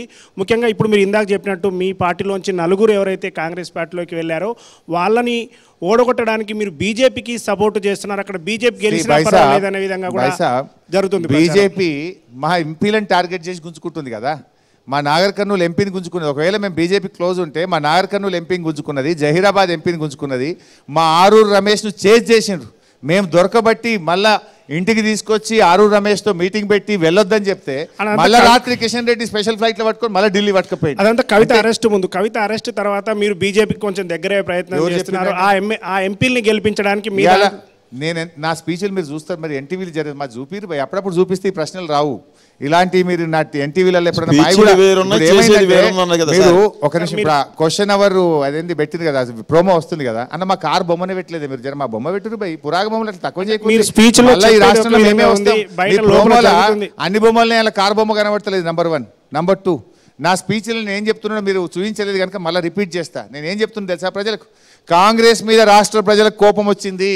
ఎలాగూ మీరు కాంగ్రెస్ను తిరస్కరిస్తున్నారు. ఈ కోపం తప్పిపోయి గిట్ట మీరు బీజేపీ గిట్ట ఓటేస్తే పేనం మీదకి వెళ్ళి పొయ్యిల పడ్డట్టు అవుతుంది. తస్మాత్ జాగ్రత్త, బీఆర్ఎస్ను గెలిపించండి అని మేము స్పీచ్లో చెప్తున్నాం. అంటే మీరు మా స్పీచ్లు లైవ్ ఇస్తేనేమో ఈ క్వశ్చన్ మీరు అయ్యారు. కాంగ్రెస్ ఒక నిమిషం శత్రువుకు శత్రువు మిత్రుడు అని ఏమన్నా బీఆర్ఎస్ ప్లాన్ వేసుకుంటుందా? ఎందుకంటే సీఎం పదే చెబుతున్నారు, కాంగ్రెస్ పార్టీ వాళ్ళు పదే చెబుతున్నారు, మహబూబ్ నగర్, చేవెళ్ళ, భువనగిరి, మల్కాజ్గిరి, జహీరాబాదుల్లో కాంగ్రెస్ పార్టీ గెలవబోతా ఉంది. అక్కడ బీజేపీని గెలిపించడం కోసం బీఆర్ఎస్ బలహీనమైన క్యాండిడేట్లను పెట్టిందని. రేవంత్ రెడ్డి భువనగిరిలో పోటీ చేస్తున్న క్యామ్ మల్లేష్ ఎన్నిసార్లు ఇబ్రహీంపట్నం సీట్ అడిగినా కూడా ఏమైనా బీఆర్ఎస్ ఇప్పుడు తీసుకొచ్చి ఆయన భువనగిరిలో పెట్టిందంటే అది బీజేపీకి సామాజిక న్యాయం పాటించొద్దా? అంటే మీ ఓడిపోయేటప్పుడు సామాజిక న్యాయం, గెలిచేటప్పుడు ఏమో సామాజిక న్యాయం కదంటే. కొంచెం డీటెయిల్గా చెప్పాలి, మీరు ఆన్సర్ ఇవ్వాలి. మీరు ఏమన్నారు? క్యామ మల్లేశం వచ్చి తెచ్చిండ్రు, ఎవరికి? బీజేపీకి సాయం చేయడానికి అన్నారు. మీ క్వశ్చన్ రాంగ్ అవుతుంది. ఎట్లా చెప్పాలన్నా, అక్కడ బీజేపీ అభ్యర్థి బీసీ, మా అభ్యర్థి బీసీ, కాంగ్రెస్ అభ్యర్థి ఓసీ. నిజంగా లాభం అయితే కాంగ్రెస్కి అవుతుంది. Your question it self it is బీసీలో బలం బలహీనం ఉంటుంది. బలం బలహీనం ఉంటుంది. రేవంత్ రెడ్డి ఈరోజు బీజేపీతో కుమ్మక్కైండని ఇలా కాంగ్రెస్ నాయకులే మాట్లాడుతుండ్రు. కేసీ వేణుగోపాల్ హడావుడిన ఏ రాష్ట్రానికి పోనటువంటి వ్యక్తి ఈ రాష్ట్రానికి వచ్చి ఎందుకు రివ్యూ చేసిండు అని ఇలా పెద్ద చర్చ జరుగుతుంది రాష్ట్రంలో. ఆయన కేరళలో ఎంపీ అభ్యర్థిగా పోటీ చేస్తున్నాడు. పోటీ చేసే కేసీ వేణుగోపాల్ ఏ రాష్ట్రంలో పార్లమెంట్ ఎన్నికలు రివ్యూ చేయకుండా ఈ రాష్ట్రానికి వచ్చి ఎందుకు రివ్యూ చేసి ఉండని పెద్ద చర్చ జరుగుతుంది. ఏం జరిగింది? రాజస్థాన్లో అశోక్ గెహ్లాట్ గారు ముఖ్యమంత్రి అయిన తర్వాత ఆయన ఎక్కడో బీజేపీతో కన్విన్స్ అయ్యి పార్లమెంట్ ఎన్నికల్లో చేతులు ఎత్తితే మొత్తం రాజస్థాన్లో బీజేపీ ఎంపీలు గెలిచింది. తెలంగాణలో కూడా అటువంటి పరిస్థితులు ఉన్నాయని కాంగ్రెస్లో చర్చ జరుగుతుంది. ఇవాళ రేవంత్ రెడ్డి గారు ఈ రోజుకు కరీంనగర్ అభ్యర్థి డిసైడ్ కాలే, ఈ రోజుకు ఖమ్మం అభ్యర్థి డిసైడ్ కాలే, కరీంనగర్లో బీజేపీతో లోపాయికార ఒప్పందం చేసుకొని రేవంత్ రెడ్డి ఇంకా అభ్యర్థిని పెట్టలేదు అని కాంగ్రెస్ పార్టీ నాయకులే చర్చిస్తున్నారు. రేవంత్ రెడ్డి గారు ఇలా దానం నాగేందర్ను 3rd ప్లేస్లో ఉన్నాడు. అక్కడ వీక్ క్యాండిడేట్ను పెట్టి కిషన్ రెడ్డి గారికి రేవంత్ రెడ్డి గారు సాయం చేస్తున్నారు, వాళ్ళిద్దరు మిత్రులు అని ఈ రాష్ట్రంలో చర్చ జరుగుతా ఉంది. యాక్చువల్గా ఈరోజు ఆగండి, క్వశ్చన్ వేస్తారు కానీ ఆన్సర్ వినరా అండి? క్వశ్చన్ వేస్తారు కానీ ఆన్సర్ వినాలి కదా. ఈరోజు రేవంత్ రెడ్డి గారు బీజేపీకి భయపడి రాజస్థాన్ మోడల్లో ఆయన కుర్చీని 5 ఏళ్ళు కాపాడుకోవడం కోసం అంతర్గత ఒప్పందం చేసుకొని ఇవాళ బీజేపీ అభ్యర్థులను స్వయంగా రేవంత్ రెడ్డి గారే గెలిపిస్తుండు అని ఇలా రాష్ట్రంలోని కాంగ్రెస్ నాయకులే మాట్లాడుతున్నారు. మీరు సుఫారీ తీసుకొని ఈరోజు బీజేపీ వాళ్ళ దగ్గర సుఫారీ తీసుకొని సుఫారీ తీసుకునే అలవాటు రేవంత్ రెడ్డికి ఉన్నది. ఎందుకు చెప్పాలనా? I have a very clear cut proof, ఆధారాలతో చెప్తున్నా. చెప్పండి. సుఫారీలు తీసుకునే అలవాటు రేవంత్ రెడ్డికి ఉన్నది. ఎందుకు ఈ మాట అంటే 3 బై ఎలక్షన్లు జరిగినాయి. దుబ్బాకలో కాంగ్రెస్ డిపాజిట్ పోయింది, నువ్వు సుఫారీ తీసుకున్నావు. హుజురాబాద్లో కాంగ్రెస్ డిపాజిట్ పోయింది, నువ్వు సుఫారీ తీసుకున్నావు. మునుగోడులో నీ డిపాజిట్ పోయింది, నువ్వు సుఫారీ తీసుకున్నావు. ఆనాటి ఉప ఎన్నికల్లోనైనా నేటి ఎంపీ ఎన్నికల్లో సుఫారీలు తీసుకొని బీజేపీని గెలిపించే ప్రయత్నం చేస్తున్నది కాంగ్రెస్ పార్టీ. నీ డిపాజిట్ పోయేంత బలహీనంగా ఉందా కాంగ్రెస్ పార్టీ? 3 ఉప ఎన్నికల్లో నీ డిపాజిట్ పోతుంది ఎట్లా, బీజేపీ గెలుస్తుంది ఎట్లా? ఈ సుఫారీలు తీసుకున్నాడు కుమ్మక్కయ్య అలవాటు మీకున్నది. మేము కొట్లాడినాం బీజేపీ మీద, రేపు కూడా మేము కొట్లాడతాం. రేపు కాంగ్రెస్ మీద కొట్లాడతాం, బీజేపీ మీద కొట్లాడతాం.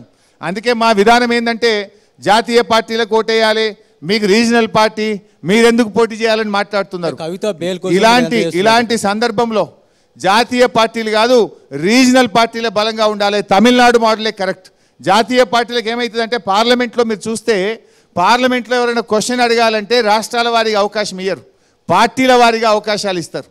ఈ జాతీయ పార్టీలో మన రాష్ట్రం నుంచి గెలిచిన ఎంపీలకు అవకాశం దొరికేది తక్కువ.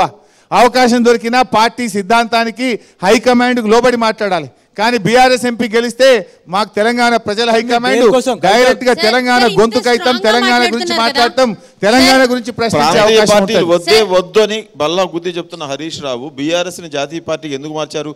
పార్లమెంటులో మీకు ప్రశ్నలు అడిగే అవకాశం రావాలనా రాకూడదనా? రావాలని. మరి ఇప్పుడేమో ప్రాంతీయ పార్టీగా మరింత బలోపేతమైదాం అనుకున్నాం. ప్రాంతీయ టీఆర్ఎస్ గా మారుతుంది అసలు. ఎందుకంటే మీ పార్టీలో లీడర్లు కూడా కొద్దిమంది దీన్ని రీకన్సిడర్ చేయండి, ఉద్యమ పార్టీ పోయింది అంటున్నారు. పార్టీ నాయకుల నుంచి విజ్ఞప్తి వస్తున్న మాట వాస్తవం. తప్పకుండా అది పార్టీ పరిశీలనలో ఉంది. పార్టీ రాష్ట్ర కార్యవర్గంలో ముఖ్యులందరూ చర్చించి లీగల్ గా కూడా ఆలోచించి నిర్ణయం తీసుకుంటాం. మనం గెలవకపోయినా పర్వాలేదు మాట్లాడుతున్నారు. ఒకవైపు కాంగ్రెస్ వాళ్ళు మునుగుతున్న నావా బీఆర్ఎస్ అనేసి చెప్తున్నారు, మరోవైపు ఇప్పుడే చెప్పింది కదా మునుగుతున్న నావా కాంగ్రెస్ కి ఎట్లా మళ్ళీ ప్రజలు అవకాశం ఇచ్చిండ్రో కాంగ్రెస్ నాయకులు ఆ విధంగా అంటున్నారు. మీరు ఇప్పుడు స్ట్రాంగ్ గా ఎన్టీవీ సాక్షిగా ఇప్పుడు చెప్పండి, లోక్సభ ఎన్నికల్లో మీరు ఎన్ని సీట్లు మెజార్టీ స్థానాలు గెలుస్తాం. కాంగ్రెస్ బీజేపీల కంటే ఎక్కువ స్థానాలు గెలుస్తాం. నంబర్ 1. నంబర్ 2, మునుగుతున్న నావాని నాయకులుగా చెప్పాల్సింది ప్రజలు చెప్పాలి. ఏ పార్టీ లేవాలి, ఏ పార్టీ మునగాలని నిర్ణయించేది ప్రజలు కానీ నాయకులు కాదు. కాంగ్రెస్ నాయకులు బీజేపీ నాయకులు కాదు. అంతిమంగా ప్రజలు న్యాయ నిర్ణేతలు. ఏ పార్టీ ప్రజలకు మేలు చేయగలుగుతుంది? ఇలా కాంగ్రెస్ పార్టీ మీద భ్రమలు తొలగిపోయినాయి. ఏముంది కాంగ్రెస్ పార్టీ? 6 గ్యారంటీలు అవి అన్నీ కూడా ఉతయ అయిపోయినాయి. ఆ గ్యారంటీలే రేపు గడ్డపారలై పార్లమెంట్ ఎన్నికల్లో కాంగ్రెస్ కు గుణపాఠం చెప్తారు. బీజేపీ కూడా ఎందుకు ఓటేయాలండి? బీజేపీకి ఏం చేసింది రాష్ట్రానికి? బీజేపీ ఒక జాతీయ ప్రాజెక్ట్ ఇచ్చిందా? బీజేపీ ఇవాళ బీజేపీ ఈ రాష్ట్రంలో ఒక బుల్లెట్ రైలు ఇచ్చిందా? బీజేపీ రాష్ట్రానికి ఒక మెడికల్ కాలేజ్ ఇచ్చిందా? ఒక నర్సింగ్ కాలేజ్ ఇచ్చిందా? ఒక నవోదయ విద్యాలయం ఇచ్చిందా? బీజేపీ ఏమైనా చేసిందంటే పెట్రోల్ డీజిల్ ధరలు పెంచింది, గ్యాస్ సిలిండర్ ధర పెంచింది, జీఎస్టీ ద్వారా ఉప్పు, పప్పు, పాలు, పెరుగు, గోధుమ పిండి మీద కూడా ధరలు పెంచి పేదల నడ్డి విరిచింది బీజేపీ తప్ప ఈ రాష్ట్ర ప్రజలకు బీజేపీ చేసిందేమీ లేదు. బీజేపీ ఎంతసేపు ఈడీని అడ్డం పెట్టుకొని సిబిఐని అడ్డం పెట్టుకొని రాజకీయం చేస్తూ ఉంది. ఇవాళ బీజేపీతో కలిస్తే జోడీ, లేదంటే ఈడీ అనేది ఇవాళ దేశంలో రాజకీయం నడుస్తూ ఉంది. మీరు నాకు అవకాశం ఇస్తే చెప్తాను. ఇవాళ బీజేపీతో కలవకపోతే కవిత గారు జైల్లో ఉన్నారు, కలిస్తే మేము ఉండం. ఇవాళ ఈ దేశంలో ఎన్ని ఎగ్జాంపుల్స్ ఉన్నాయంటే మహారాష్ట్ర డిప్యూటీ సీఎం అజిత్ పవార్ సహకార శాఖలో మనీ లాండరింగ్ కేసులో ఈడీ విచారణలో ఆయన ఉన్నారు. ఆయన బీజేపీలో చేరంగానే కేసు మూసేసిండ్రు. కేంద్ర మాజీ మంత్రి ప్రఫుల్ పటేల్ ఎయిర్ ఇండియా విమానాల కొనుగోలులో ఈడీ సిబిఐ కేసు బీజేపీలో కలిసిండు, కేసు మూసేసిండ్రు. అదేవిధంగా శివసేన ఎమ్మెల్యే ప్రతాప్ సార్నిక్ శివసేనలో ఉన్నప్పుడు ఈడీ సోదాలు అయినాయి, బీజేపీలో కలవంగానే కేసు క్లోజ్ అయిపోయింది. అస్సాం సీఎం ఇవాళ ప్రజెంట్ సీఎం హేమంత్ బిశ్వాస్ శర్మ కాంగ్రెస్ మంత్రిగా ఉన్నప్పుడు శారదా చిట్ ఫండ్ స్కామ్లో ఆయన మీద ఈడీ కేసు ఉంది, బీజేపీలో చేరిండు, కేసు క్లోజ్ అయిపోయింది. టీడీపీ రాజ్యసభ సభ్యులు మన తెలుగు వాళ్ళు సీఎం రమేష్, సుజనా చౌదరుల మీద ఈడీ సిబిఐలు కేసులుండే, అందులో చేరంగానే కేసు మూలకు పడ్డది. పంజాబ్ సీఎం అమరేందర్ సింగ్ కుమారుడు Ravinder Singh FEMA ED CBI కేసులు ఎదుర్కొన్నాడు, బీజేపీలో చేరిండు, కేసు మూలకు పడ్డది. అదేవిధంగా పశ్చిమ బెంగాల్లో సువేంద్ అధికారి, ఆయన మీద ఈడీ సిబిఐ కేసు అయింది, బీజేపీలో చేరంగానే ప్రమోషన్ వచ్చి ప్రతిపక్ష నాయకుడు అయిండు. గోవా మాజీ ముఖ్యమంత్రి Digambar Kamath money laundering ED కేసులో అయింది, ఆయన బీజేపీలో చేరంగానే కేసు పోయింది. మహారాష్ట్ర మాజీ సీఎం రీసెంట్ గా అశోక్ చౌహాన్ ఆదర్శ్ హౌసింగ్ సొసైటీలో సిబిఐలో చేరిండు, బీజేపీలో చేరంగానే కేసు క్లోజ్ అయింది. హరీష్ రావు గారు, నిజానికి బీజేపీలో మీరు చెప్పిన అందరు కూడా కేసులలో ఉన్నారు, తర్వాత బీజేపీలో చేరినాక వాళ్ళని అరెస్ట్ లేవు, కేసులు లేవు అని చెప్తున్నారు. ఇదే తరహాలో కవిత అరెస్ట్ నేపథ్యంలో కానీ ఫర్దర్గా కేసులు కాకుండా 15 మంది ఎమ్మెల్యేలు కంప్లీట్ చేయండి 15 మంది ఎమ్మెల్యేలతో బీజేపీ జతకట్టబోతున్నారు. కాంగ్రెస్ ప్రభుత్వాన్ని కూల్చడానికి కేసీఆర్ నేతృత్వంలో ఒక కుట్ర జరుగుతుంది, దానికి ఆ టాస్క్ హరీష్ రావు గారికి ఇచ్చారని చెప్తున్నారు. It's a joke and fake. Sir మీరు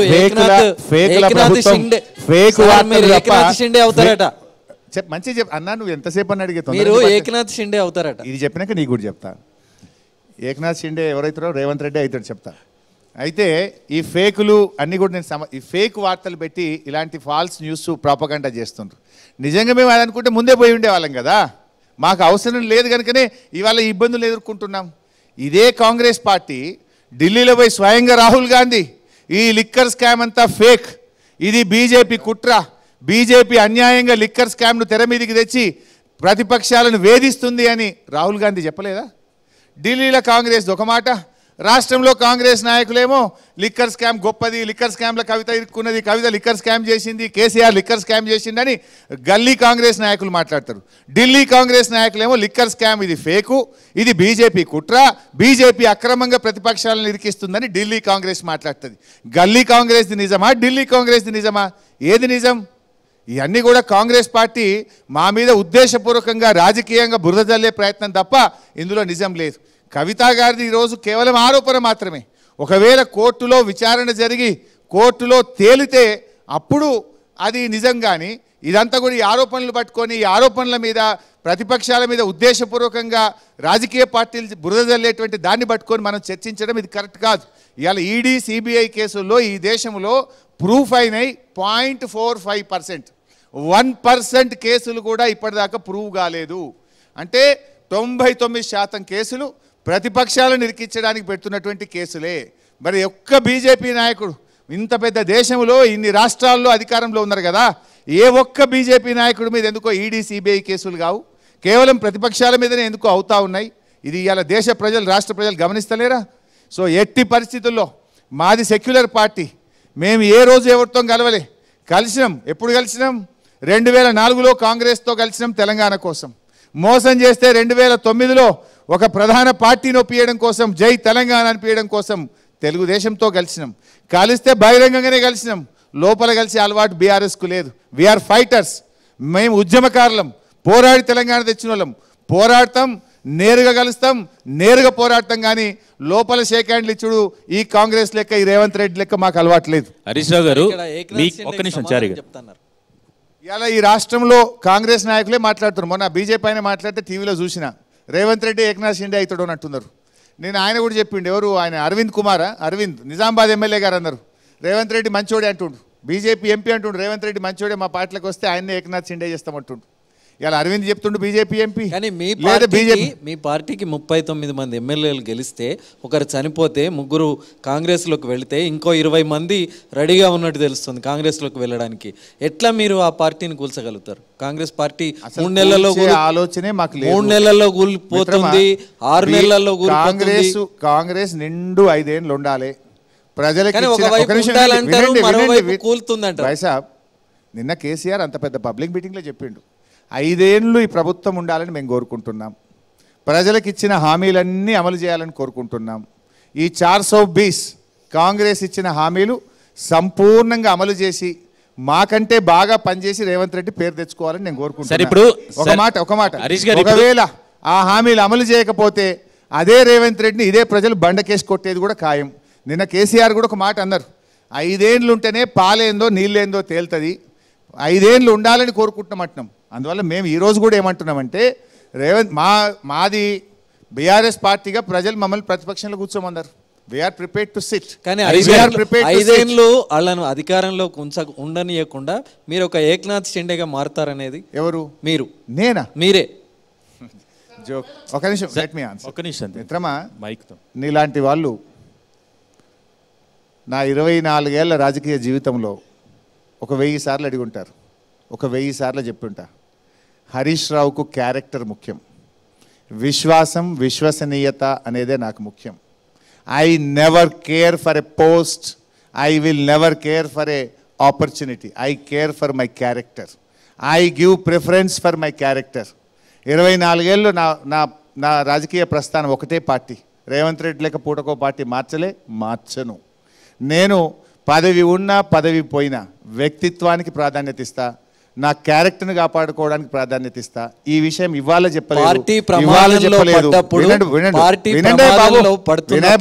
ఖచ్చితంగా హరీష్ రావు ఈ ఏక్నాథ్ షిండేగా మారుతారనేది. చూత్యాగాలు ఎవడనంటే ఆ చూత్యాగాన్ని చెప్పుతో కొడతా, అట్లాంటి అలవాటు నాకు లేదు. హరీష్ గారు ఈ ఎన్నికల్లో బీఆర్ఎస్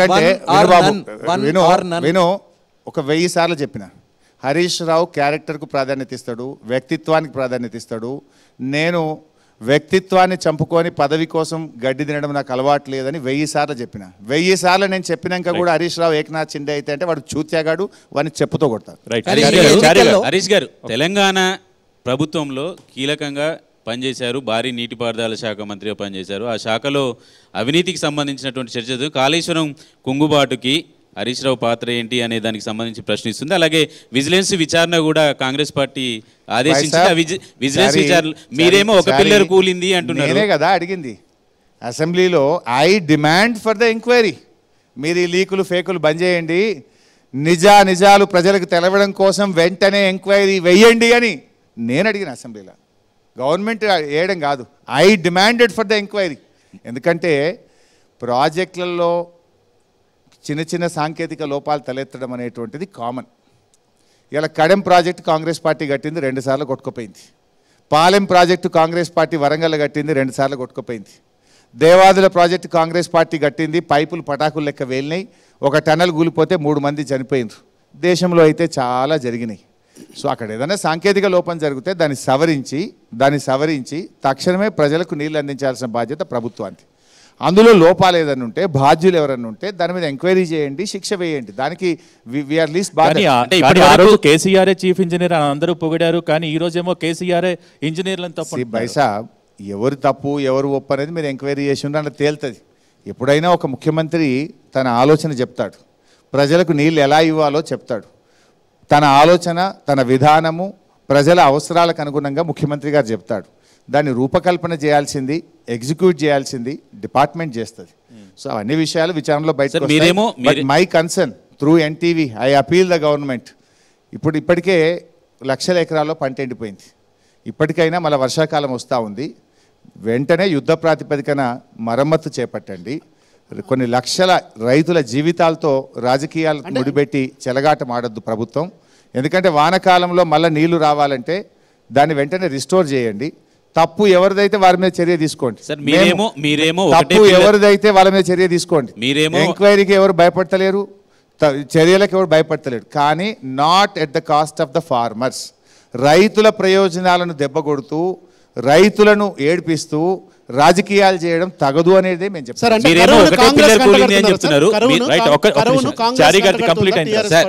హరీష్ గారు, కరువును కాంగ్రెస్ పార్టీకి అంటగడుతున్నారా మీరు? ఎందుకంటే మీ కాలంలో కూడా వర్షాభావ సమస్యలు ఉన్నాయి, ఆ తర్వాత మీరు అధికారంలో ఉన్నప్పుడు కూడా ఇలాంటి కరువు కూడా వచ్చింది. ఇప్పుడు ప్రజెంట్ కొత్తగా బీఆర్ఎస్ రైతుల సమస్యలను చూపిస్తూ కరువును కాంగ్రెస్ పార్టీ ప్రభుత్వానికి అంటగడుతుందా సార్? Good question. ఈరోజు ఇలా 3 పాయింట్లు ఉన్నాయి మీరు అడిగిన దాంట్లో. కేసీఆర్ బయట అడుగు పెట్టంగానే ఎడమ కాలువలో నీళ్ళు ఎట్లొచ్చినాయి, వరద కాలువలో నీళ్ళు ఎడికెళ్ళి వచ్చినాయి, మల్లన్న సాగర్ నుంచి నీళ్లు కూడవెల్లి వాగులోకి ఎడికెళ్ళి వచ్చినాయి. కేసీఆర్ బయట పెట్టకముందు ఎందుకో రాకపోయా?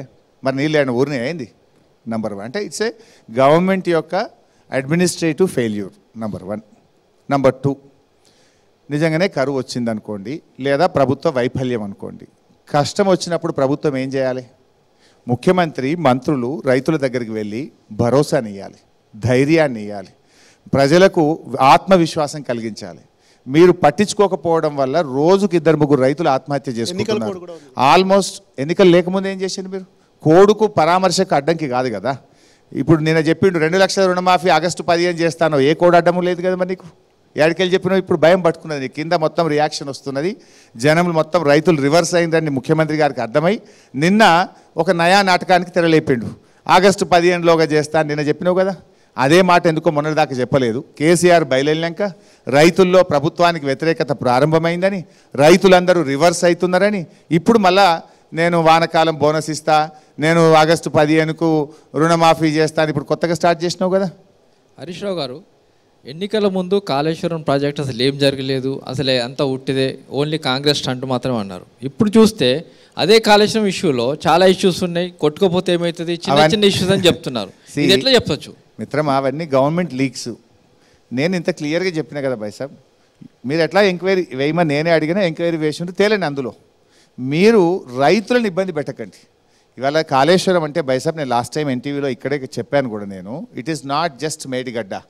3 బ్యారేజీలు, 19 రిజర్వాయర్లు ఉన్నాయి, 203 కిలోమీటర్ల టనల్ ఉంది, 1500 కిలోమీటర్ల గ్రావిటీ కెనాల్స్ ఉన్నాయి, ఎన్నో ఉన్నాయి, అవన్నీ ఇంటాక్ట్ ఉన్నాయి బైసాబ్.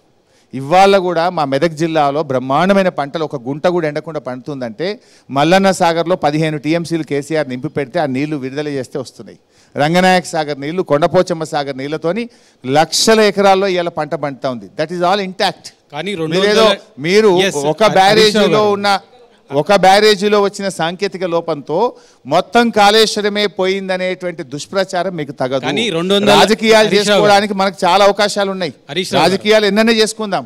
బట్ రైతుల ప్రయోజనాలకు దెబ్బ కొడుతూ లక్షల మంది రైతులను పనంగా పెట్టి రాజకీయాలు చేయడం తగదు అనేదే మా మాట. హరీష్ రావు గారు, 200 టీఎంసీల నీళ్లు ఎత్తిపోసే మేడిగడ్డ ప్రాజెక్టు, మీరు ఇంత పెద్దగా చెప్పిన మొత్తం కాళేశ్వరం ప్రాజెక్టుకు ప్రాణాధారం, మూలాధారం అన్నీ కూడా మేడిగడ్డ ప్రాజెక్ట్ నుంచి నీళ్లు లిఫ్ట్ చేస్తేనే మీరు చెప్పిన మల్లన్న సాగర్ కానీ, మీరు చెప్పిన కొండపోచమ్మకు కానీ, మీరు చెప్పిన రంగనాయక సాగర్ కానీ నీళ్లు రావాల్సి ఉంది. అది లక్ష్మీ కెనాల్, సరస్వతి కాంగ్రెస్ పార్టీ కట్టిన శ్రీపాద సాగర్ నుంచి, లేకుంటే శ్రీపాద సాగర్ కట్టింది కాంగ్రెస్ పార్టీ. శ్రీపాద సాగర్ చెప్తా నేను, అది కాంగ్రెస్ హయాంలో జరగలే. నేను నీళ్ళ మంత్రి కదా, నేను నిజం చెప్తా కదా. నేను ఆ శంకుస్థాపన కూడా వెళ్ళాను, శ్రీపాద సాగర్ శంకుస్థాపన ఇనాగ్రేషన్ ఏం చేసిన, వాళ్ళు కొబ్బరికాయ కొట్టిపోయారు, పూర్తి నేను చేసిన. మేము వచ్చినాక దాని మీద 100 కోట్లు ఖర్చు పెట్టి నేను ఎల్లంపల్లి పూర్తి చేసిన. పైసా కాంగ్రెస్ చేసింది అనకు. మొన్న అసెంబ్లీలో కూడా గట్లే అన్నారు, మిడ్ మానేరు మేము కట్టామంటే నేను ఛాలెంజ్ చేసిన, నేను రిజైన్ చేసిపోతా, మళ్ళీ అసెంబ్లీలోకి రాను అంటే నోరు మూసుకొని తలకాయ దించుకున్నారు కాంగ్రెస్ మంత్రులు. మీకు మేడిగడ్డ ప్రాజెక్టు మీరు ప్రభుత్వం ఉన్నప్పుడే కుంగిపోయింది, అది కూలిపోయే స్థితిలో ఉంది. ఇన్ఫ్లుయెన్స్ లో పడ్డవే, కాంగ్రెస్ వాళ్ళ ఇన్ఫ్లుయెన్స్ లో పడ్డావు రమేష్ భాయ్, వాళ్ళ మాటలు విని నువ్వు కూడా అనలే పడ్డావు. కుంగిపోయింది, పిల్లర్లు కుంగిపోయాయి, 200 టీఎంసీలు నీళ్లు ఎత్తిపోయడానికి వీలు లేకుండా పోయింది. ఆ పాపం కాంగ్రెస్ పార్టీ దాన్ని మీరు అంటున్నారు రిపేర్లు చేయకపోవడం మూలంగా మీ వల్లనే ఇంతమంది రైతులకు అన్యాయం జరిగింది తెలంగాణలో అని చెప్తున్నారు. సో మీరు చేసిన పాపమా లేకుంటే కాంగ్రెస్ పార్టీ చేస్తున్న పాపమా? నిజానికి వర్షాలు కాంగ్రెస్ ప్రభుత్వం వచ్చినాక వర్షాలు పడే అవకాశం లేదు, దాన్ని కాంగ్రెస్ పార్టీ మీద నెపం ఎట్లా మోపుతారు? ఇప్పుడు వర్షాలు లేకపోవడం, నీళ్లు లేకపోవడం కాదు. దేవాదుల ప్రాజెక్ట్ ఉంది, కాంగ్రెస్ హయాంలో టనల్ మునిగిపోయి మనుషులు చనిపోయినారు, పైపులు పటాకులు లెక్క వేలిపోయినాయి. మా గవర్నమెంట్ వచ్చింది, నేను నేపాల్ నెట్టి ఎంక్వైరీలు చేసి కాంగ్రెస్ వాళ్ళని జైళ్ళల్లో వేసి కేసులు పెట్టి ఇంజనీర్లను ఇబ్బంది పెట్టి మేము టైం వేస్ట్ చేయలే కదా. ఏం చేసినాం? దాని ప్రాబ్లం ఏందో తెలుసుకున్నాం, సొల్యూషన్ తీసుకున్నాం, ప్రత్యామ్నాయం ఆలోచించినాం, యుద్ధ ప్రాతిపదికన పనులు పూర్తి చేసినాం. ఇవాళ దేవాదుల కింద వరంగల్ జిల్లాలో బ్రహ్మాండంగా నీళ్లు పారిస్తున్నాం. మీ దగ్గర కూడా సపోజ్ ఇలా ప్రాబ్లం వచ్చింది, దాన్ని రెక్టిఫై చేయి, ప్రాబ్లం రెక్టిఫై చేయి, ప్రజలకు నీళ్ళు అందించు, తప్పు చేసిన వాళ్ళ మీద చర్యలు తీసుకో. ఊకే పొద్దున్న దాకా పేపర్ల లీకులు, టీవీల లీకు, ఆ లీకులు పెట్టి టైం ఎందుకు వేస్ట్ చేస్తున్నావు? రాజకీయం చేయదలుచుకుంటే చాలా ఉన్నాయి, చెయ్యి. నువ్వు దాన్ని రిస్టోర్ చేసే పని యుద్ధ ప్రాతిపదికన రైతులను ఎట్లా కాపాడదామనే తన్లాట కావాలి ఒక ప్రభుత్వానికి. ప్రతిపక్షాన్ని ఎట్లా ఇబ్బందులు పెడదామనేటువంటిది కాదు మీకు ఉండాల్సిన ధ్యాస. నీ ధ్యాస ప్రజల్ని ఎట్లా కాపాడాలి, రైతులను ఎట్లా కాపాడాలని ఆలోచించాలి. సో మొత్తం సిస్టమ్ మైక్లో మాట్లాడండి మిత్రమా, నేషనల్ డ్యామ్ సేఫ్టీ అథారిటీ వాళ్ళు ఒక నివేదిక ఇవ్వాలి, ఇంజనీర్లు తేల్చాలి, దాన్ని రిపేర్ చేయాలా లేదా మొత్తం కూల్చి నిర్మించాలా అనేది ఇంజనీర్ల నిపుణుల కమిటీ ఇచ్చిన తర్వాతనే ప్రభుత్వం చేయగలుగుతుంది తప్ప ఈరోజు బీఆర్ఎస్ ప్రభుత్వం తప్పు చేసింది, దానివల్ల కుంగిపోయిందని మొత్తం ప్రాజెక్టుని రిపేర్ చేయడం మూలంగా ఫ్యూచర్లో అది కొట్టుకపోతే ఎవరు బాధ్యులని కూడా రేవంత్ రెడ్డి చెప్తున్నారు. ఎన్డీఎస్ఏ సంగతి కూడా చెప్పాలి రమేష్ భాయ్. ఇదే కేంద్ర ప్రభుత్వం, ఇదే ఎన్డీఎస్ఏ కట్టింది పోలవరం ప్రాజెక్టు. పోలవరం ఎవరు కట్టిండ్రు? ఏ ఎన్డీఎస్ఏ అయితే ఉన్నదో, ఏ కేంద్ర ప్రభుత్వం అయితే ఇవాళ ఇన్స్పెక్షన్కి వస్తుందో వాళ్ళు కట్టిన పోలవరం కొట్టుకపోయి 5 ఏళ్ళైంది పోలవరం కొట్టుకపోయి. ఇప్పటికీ ఎన్డీఎస్ఏ రిపోర్ట్ రాలే. Even after 5 years NDSA has not given the report.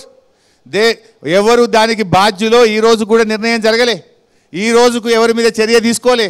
అంటే నువ్వు ఎన్డీఎస్ఏ మీద పెట్టి నువ్వు కాలం వెళ్ళదీస్తే ఉంటుందా? 5 ఏళ్ళైనా ఎన్డీఎస్ఏ రిపోర్ట్ దిక్కులేదు. పోలవరం డయాఫ్రేమ్ వేలు కట్టుకపోతే మళ్ళీ పని కూడా చాలగాలి. 4 ఏళ్ళైనా పోలవరం పండుకున్నదాడ. అంటే రేపు ఏం చేయదలుచుకున్నావు నువ్వు? మళ్ళీ ఎన్డీఎస్ఏ పేరు పెట్టి ఈ రాష్ట్ర రైతులను నాగం చేస్తావా? నువ్వు మాట్లాడు, అంతర్జాతీయ నిపుణులతో మాట్లాడు, జాతీయ స్థాయిలో మాట్లాడు, రాష్ట్రంలో ఉన్న నిపుణులతో మాట్లాడు, యుద్ధ ప్రాతిపదికన ప్రత్యామ్నాయ చర్యలు తీసుకొని వానకాలం మళ్ళీ నీళ్ళు ఎట్లియాలో ప్రయత్నం చేయి. ఈ రోజు ఇంత ఎండల్లా నీళ్ళు పోతున్నాయి గోదావరిలో. గా నీళ్లు ఉంటాయి, మంచినీళ్ళకి తిప్పలు ఉంటుందా? కరువు ఉంటుందా? కరువే లేదు. కాళేశ్వరంను కరువును పారదోలే ప్రాజెక్టు, అద్భుతమైన కల్పవల్లి కాళేశ్వరం ప్రాజెక్టు. ఈ రోజు కూడా నీళ్ళు పోతున్నాయి గోదావరిలో. నువ్వు దాన్ని ఇమీడియట్గా చేస్తే ఆ నీళ్లు తెచ్చుకోవచ్చు. బంగారమోలే హైదరాబాద్కు 16 జిల్లాలకు నీళ్ళు ఇవ్వచ్చు.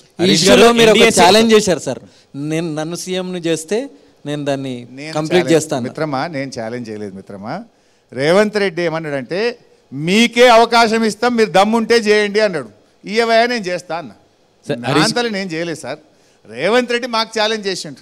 దమ్ముంటే మీరేమో చేయొచ్చు అంటారు కదా, మీకే అవకాశం ఇస్తా మీరు చేయండి అన్నాడు. ఈ బై చేస్తాను నేను అన్నాడు. అంటే సీఎం అయితే చేస్తారనే లేలే, సింపుల్. ఆయన అన్నాడు ఇది చేయరాదు, మీకే అవకాశం ఇస్తా మీరు చేయండి అన్నాడు. మంచిది బై, ఈ నేను చేస్తాను. హరీష్ గారు అంటే ఏ పార్టీ నుంచి సీఎం అవ్వాలనుకున్నారు sir? It is not the question of CM or it is not question of the post. అంటే మీరు సీఎం అనే See bhai sahab, it is not the question of CM or it is not question of the post. నీకు చేత కాదు అంటున్నావు, చేస్తావా అని నన్ను అడిగినావు. నేను మాజీ నీటిపారుదల శాఖ మంత్రిగా అవగాహన ఉన్న వ్యక్తిగా ఎస్ నేను చేస్తా అన్నా. దాని మీద స్పందన లేదు. నువ్వు చెయ్యి, నీకు చేత కాకపోతే నేను చేస్తా. హరీష్ గారు, గవర్నమెంట్ ఒక విజిలెన్స్ విచారణ జరిపింది. ఆ విజిలెన్స్ విచారణలో కొన్ని అంశాలని పేర్కొంది. మేడిగడ్డ కుంగినప్పుడు ఎన్డీఎస్ఏ వస్తే 20 అంశాలకు సంబంధించినటువంటి డీటెయిల్స్ ఇవ్వమంటే మీరు 10 అంశాలు ఇచ్చి చేతులు దులుపుకున్నారు అనేది ఒకటి.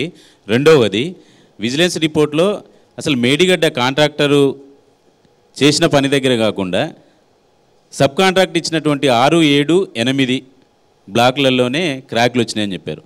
ఇంకొక అనుబంధంగా 2019లోనే దీంట్లో ఈ మేడిగడ్డలో క్రాక్స్ వచ్చినాయని చెప్పేసి అధికారులు చెప్పారు. కానీ అధికారులు కానీ మంత్రి కానీ ముఖ్యమంత్రి కానీ దీన్ని పట్టించుకోలేదని. ఈ 3 అంశాల క్లారిటీ. ఫస్ట్ ఆఫ్ ఆల్ అది కట్టింది L&T అనే సంస్థ. ఇండియాలో పేరొందిన సంస్థ ఏంటిది? L&T. హైదరాబాద్ మెట్రో రైలు ఎవరు కట్టినరు?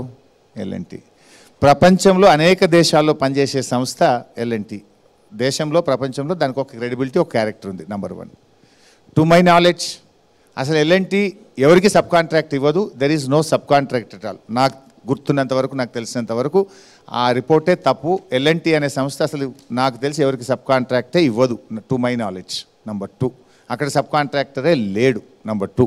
మంత్రికి తెలియకుండా పనులు అయితే సార్, సబ్ కాంట్రాక్ట్కి మంత్రికి తెలియకుండా సబ్ కాంట్రాక్ట్ పనులు చేసే పట్టించుకుంటామండి. మనకి ఏమవసరం? It is the responsibility of the engineers, it is the department. మాకు త్వరితగతిన పని జరుగుతుందా లేదా, నాణ్యతతో జరుగుతుందా లేదా అంతవరకు మేము అడుగుతాం తప్ప మినిస్టర్ పోయి రోజు ఆడ చెక్ మెజర్ చేస్తాడు ఏంది మినిస్టర్కు 100 పనులు ఉంటాయి. అయితే బేసికల్లీ నాకు తెలిసినంత వరకు there is no sub contractor. Number 2. Number 3, ఆ టైంలో ఎలక్షన్ కోడ్ ఉంది. We're in the middle of the election టైంలో మేము ఏం మాట్లాడినా, రివ్యూ చేసినా, ఇన్ఫ్యాక్ట్ నేను ఇరిగేషన్ మినిస్టర్ కాదు ఆ రోజు, కేసీఆర్ గారు చూస్తున్నారు, ముఖ్యమంత్రిగా ఉన్నారు. వారు ఎన్నికల ప్రచారంలో బిజీగా ఉన్నాడు కేసీఆర్ గారు. ఆ టైంలో మేము ఏం మాట్లాడినా రాజకీయం అవుతుంది అంతే తప్ప అది ఎలక్షన్ కమిషన్ పరిధిలో పనిచేస్తారు. చీఫ్ సెక్రటరీ అయినా టోటల్ ఆఫీసర్సు, డిపార్ట్మెంట్ అంతా కూడా ఎన్నికల కమిషన్ అండర్లో పనిచేస్తూ ఉంటారు. ఒకటి, ఇవన్నీ కూడా మీకు తెలుసు చారి. ఇప్పుడు మీరు ఎంక్వైరీ చేసుకోమన్నాం కదా, దానికి ఏం ఇబ్బంది ఉన్నది? ఇవన్నీ కూడా కుక్కుడప్ స్టోరీస్. ఎంతసేపు ఎట్లన్నా చేసి పాత ప్రభుత్వం మీద ఏమన్నా బురద జల్లాలనా ఏమన్నా ఇరికియాలనా అనే తనలాటున్నది తప్ప ఎంత తొందరగా దీన్ని మంచిగా చేద్దాము, ఎంత తొందరగా దీన్ని రిస్టోర్ చేద్దాము, ఎంత తొందరగా రైతుల పంటలు కాపాడదాము, నీళ్ళిద్దామనే తనలాట సోయి ప్రభుత్వానికి లేదు. విషయం ఏంది, నేను 10 ఎగ్జాంపుల్ చెప్పిన పైస. కడెం కొట్టుకుపోయిందా లేదా 2 సార్లు, పాలెం వాగు 2 సార్లు కొట్టుకుపోయిందా లేదా, దేవాదల కొట్టుకుపోయిందా లేదా, మూసీ గేట్లు కొట్టుకుపోయినాయా లేవా, శ్రీశైలం ప్రాజెక్ట్ వరదలు వచ్చితే శ్రీశైలం ప్రాజెక్టు కొట్టుకుపోయి మొత్తం అప్పుడు రోషయ్య గారు ముఖ్యమంత్రిగా ఉన్నప్పుడు అవే పవర్ హౌస్లు అన్నీ కొట్టుకుపోయినాయా లేవా, కొన్ని నేచురల్ ప్రాజెక్టే కొట్టుకుపోయింది. పాలెం వాగు కడెం వాగు మొత్తం కడెం ప్రాజెక్టే కొట్టుకుపోయింది, పాలెం వాగు మొత్తం ప్రాజెక్టే కొట్టుకుపోయింది, 2 సార్లు కొట్టుకుపోయింది. సరే there are some technical problems. ఉంటే see bhai sahab, government is at liberty to do the inquiry, to take the action. You are at liberty, you do it, you are the government, but not at the cost of farmers. నీకు విలువైనటువంటి 4 నెలల సమయాన్ని నువ్వు వృధా చేసినావు. ఇది ఎండాకాలం, ఇదే వర్క్ సీజన్. ఈ ఎండాకాలంలో ఈ 4 నెలల్లో మీరు యుద్ధ ప్రాతిపదికన చర్యలు తీసుకుంటే వచ్చే సంవత్సరం రైతులకు నీళ్ళు ఇచ్చే అవకాశం ఉండే. కానీ మీ సోయి, మీ ఆలోచన, మీ ప్రభుత్వ వ్యవహార తీరు ఎట్లా ఉందంటే రైతుల్ని కాపాడడం కంటే ప్రతిపక్షాల మీద కుట్ర చేయడము, ప్రతిపక్షాలను ఇరికించాలి, ప్రతిపక్షాల మీద బురద జల్లాలనే ఆలోచన ఎక్కువ ఉన్నది, రైతుల్ని కాపాడే ఆలోచన తక్కువ ఉన్నది. మీరు మంత్రిగా పనిచేశారు కాబట్టి అసలు మేడిగడ్డ ఎందుకు కుంగిపోయింది సార్? క్వాలిటీ లేకనా, లేకపోతే క్వాలిటీ లేక కూలిపోయిందా, అధికారుల పర్యవేక్షణ లేకపోయిందా? విజిలెన్స్ చెప్పినట్టు విజిలెన్స్ ఇంకొక అంశాన్ని కూడా పొందుపరిచింది. పని కంప్లీట్ కాలే, క్వాలిటీ టెస్ట్ చేయకముందుకే కాంట్రాక్టర్కి అష్యూరెన్స్ కింద ఇచ్చినటువంటి డబ్బుల్ని కూడా వెనక్కి ఇచ్చేశారు అనేది ఆ కారణంతో ఓ సీఈని కూడా ఉద్యోగం నుంచి తీసేశారు. అది విచారణలో తేలనియండి. క్వాలిటీ విషయంలో ఇదే విజిలెన్స్లో ఒక వాస్తవాన్ని దాచారు. వాళ్ళు కాంక్రీట్ టెస్ట్ చేసినారు, కాంక్రీట్ యొక్క స్ట్రెంత్ కరెక్ట్ ఉందా లేదా అని టెస్ట్ చేస్తే నార్మల్గా ఉండేదానికంటే ఎక్కువ వచ్చింది అని చెప్పి వాళ్ళు ఇంజనీర్లే చెప్పారు బయట. అంటే అక్కడ క్వాలిటీ విషయంలోనో ఇంకో విషయంలో లేదు, సాంకేతికంగా ఏం సమస్య వచ్చింది అనేటువంటిది ఇంజనీర్లు తేల్చాలి. I'm not an engineer, engineers has to say. Harish garu project కట్టాల్సిన ప్లేస్లో కట్టుకోవట్లా వేరే ప్లేస్లో కట్టడం వల్ల సమస్య వచ్చిందని చెప్తున్నారు. ఎవరు చెప్పారు? ఇప్పుడు ప్రాజెక్ట్ ఎక్కడ కట్టాలని తేల్చింది ఎవరు? కేంద్ర ప్రభుత్వ సంస్థ వ్యాప్కోస్. వ్యాప్కోస్ అనే ఒక కేంద్ర ప్రభుత్వ సంస్థకు రాష్ట్ర ప్రభుత్వం నీళ్ళు ఎక్కడున్నాయి, ప్రాజెక్ట్ ఎక్కడ కట్టాలని చెప్పి ఒక కేంద్ర ప్రభుత్వ సంస్థకి ఇస్తే వ్యాప్కోస్ ఇచ్చిన నివేదిక ఆధారంగా ప్రాజెక్టు నిర్మించారు. హరీష్ రావు గారు, రాఘవేంద్ర గారి క్వశ్చన్ అయిన తర్వాత మీరు అడుగుతున్నారు. హరీష్ రావు గారు, మీకు ఎలక్షన్స్లో ఓడిపోయిన తర్వాత అసెంబ్లీకే రాని కేసీఆర్ శాసనసభ పక్ష నాయకుడు ఎలా అవుతాడు? అండ్ అసెంబ్లీలో కూడా రేవంత్ రెడ్డి గారు మాట్లాడుతున్నారా అమ్మా? మీ మాట కాదు, నా మాటలే. 1 minute. అసలు అసెంబ్లీలో కూడా మీరు కేటీఆర్ గారే అందరినీ కూడా ఎదుర్కొన్నారు. కేసీఆర్ గారి కోసం అందరూ చూసారు, తెలంగాణ ప్రజలు చూసారు, కానీ రాలేదు. అండ్ ఇంకొకటి, అసలు ఫ్యూచర్ లో బీఆర్ఎస్ పార్టీని ముందుంచి నడిపించేది కేసీఆర్ గారా, కేటీఆర్ గారా, మీరా? ఇంకొక డౌట్, ఎందుకంటే ప్రధాని మోడీ గారు వచ్చినప్పుడే తనే చెప్పారు కేసీఆర్ గారు వెళ్ళి కేటీఆర్ ని సీఎం చేస్తాను, మీ సపోర్ట్ కావాలి అని అడిగారని. సో ఫ్యూచర్ లో బీఆర్ఎస్ పార్టీ అధినేతగా అసలు ఎవరిని చూడాలి?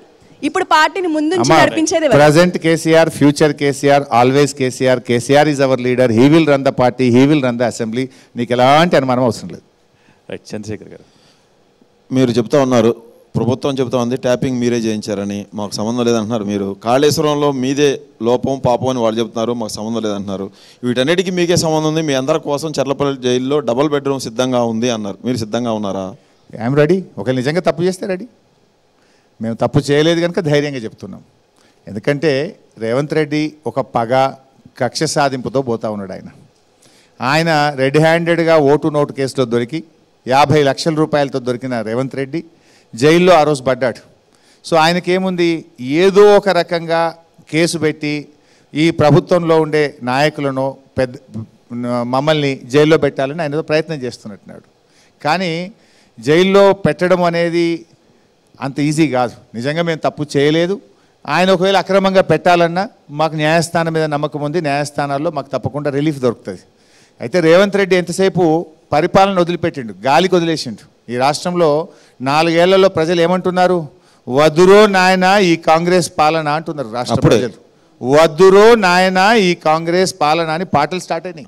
అప్పుడే 4 నెలల్లో కరెంటు కష్టాలు, మంచినీళ్ళ కష్టాలు, సాగునీటి కష్టాలు, రైతుల కష్టాలు, దవాఖానలో పోతే కేసీఆర్ కిట్ బంధు, కేసీఆర్ న్యూట్రిషన్ కిట్ బంధు, గోళీలు లేవని ఒక గోళీ ఇచ్చి 3 గోళీలు బయట కొనుక్కోమంటున్నారు.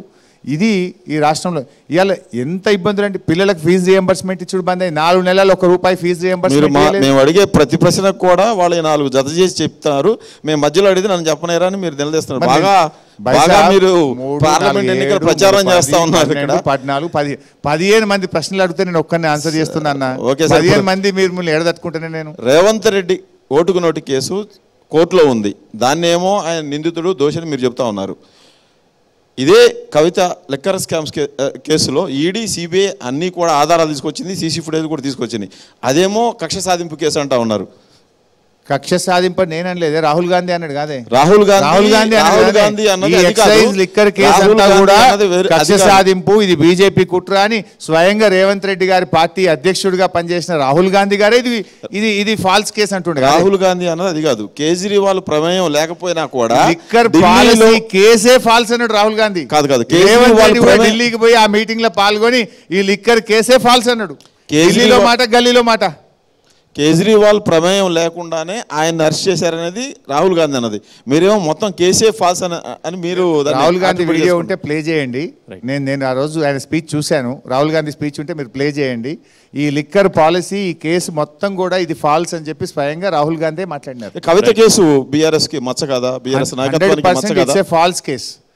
మీరు చూడండి, తప్పకుండా రాబోయే రోజుల్లో న్యాయస్థానాలు ఉంటాయి, న్యాయం ఉంటుంది, ధర్మం ఉంటుంది. ఆమె డెఫినెట్గా నిర్దోషిగా ఈ కేసులో బయటకు వస్తుంది. ఇప్పుడు రాహుల్ గాంధీ అదే ఈ తప్పుడు కేసు అని చెప్పారంటున్నారు, లిక్కర్ కేసు.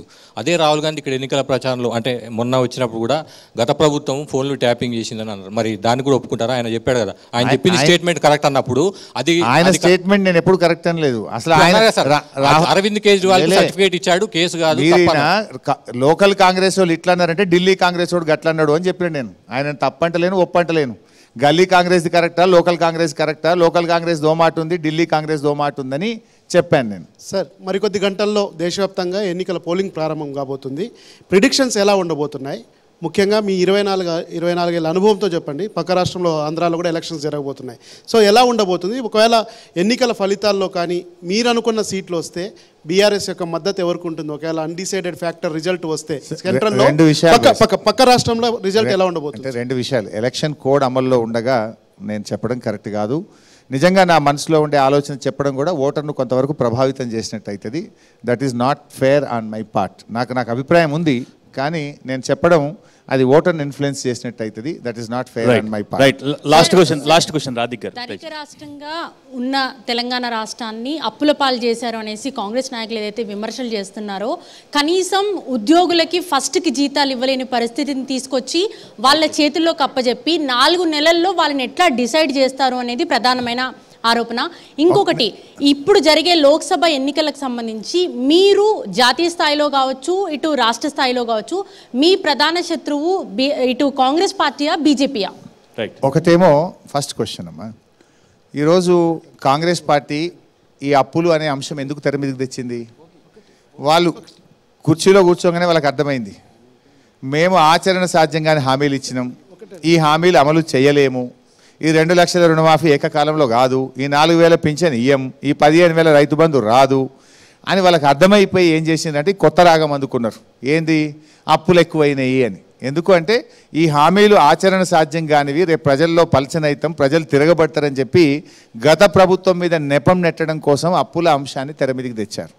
ఒకటి 7 లక్షల కోట్ల అనే అప్పు 100% ఫాల్స్. అది 3,82,000 something, less than 4 lakh crores. అది ఒక కుక్కుడప్ స్టోరీని బిల్డ్ చేసిండ్రు. అసెంబ్లీలో కూడా చెప్పిన ఆ మాట ఎన్టీవీలో చెప్తున్నాను, ఇక్కడే కాదు అసెంబ్లీలో కూడా చెప్పాను నేను. నెంబర్ 1.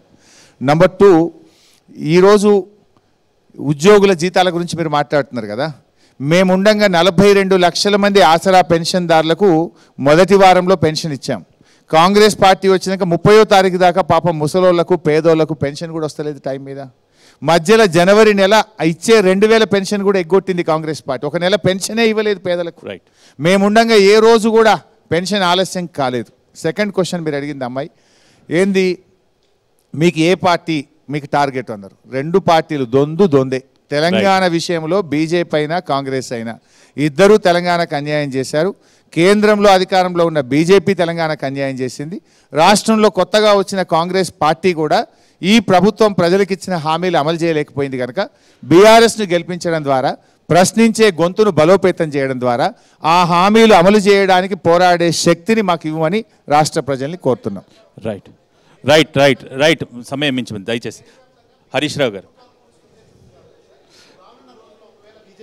రైట్ హరీష్ రావు గారు, ఈరోజు ఈనాటి కార్యక్రమంలో క్వశ్చన్ అవర్లో పాల్గొని మా ఎన్టీవీ టీమ్స్ అందించిన ప్రశ్నలకి సమాధానాలు అందించినందుకు వాళ్ళందరి తరఫున ఒకటి నేను స్లిప్తంగా అయినట్టున్నా ఎవరైనా ఎందుకంటే నా క్యారెక్టర్ను దెబ్బతీస్తే నాకు బాధ కలిగింది తప్ప వ్యక్తిగతంగా ఎవరైనా అనుకుంటే ఫీల్ కావద్దు. I'm sorry for that. I withdraw. Right, once again thank you so much Harish Rao garu. ఇక ఇది ఈరోజు క్వశ్చన్ అవర్. తిరిగి రేపు మరొక రాజకీయ నేతతో క్వశ్చన్ అవర్లో మళ్ళీ కలుసుకుందాం. నమస్కారం.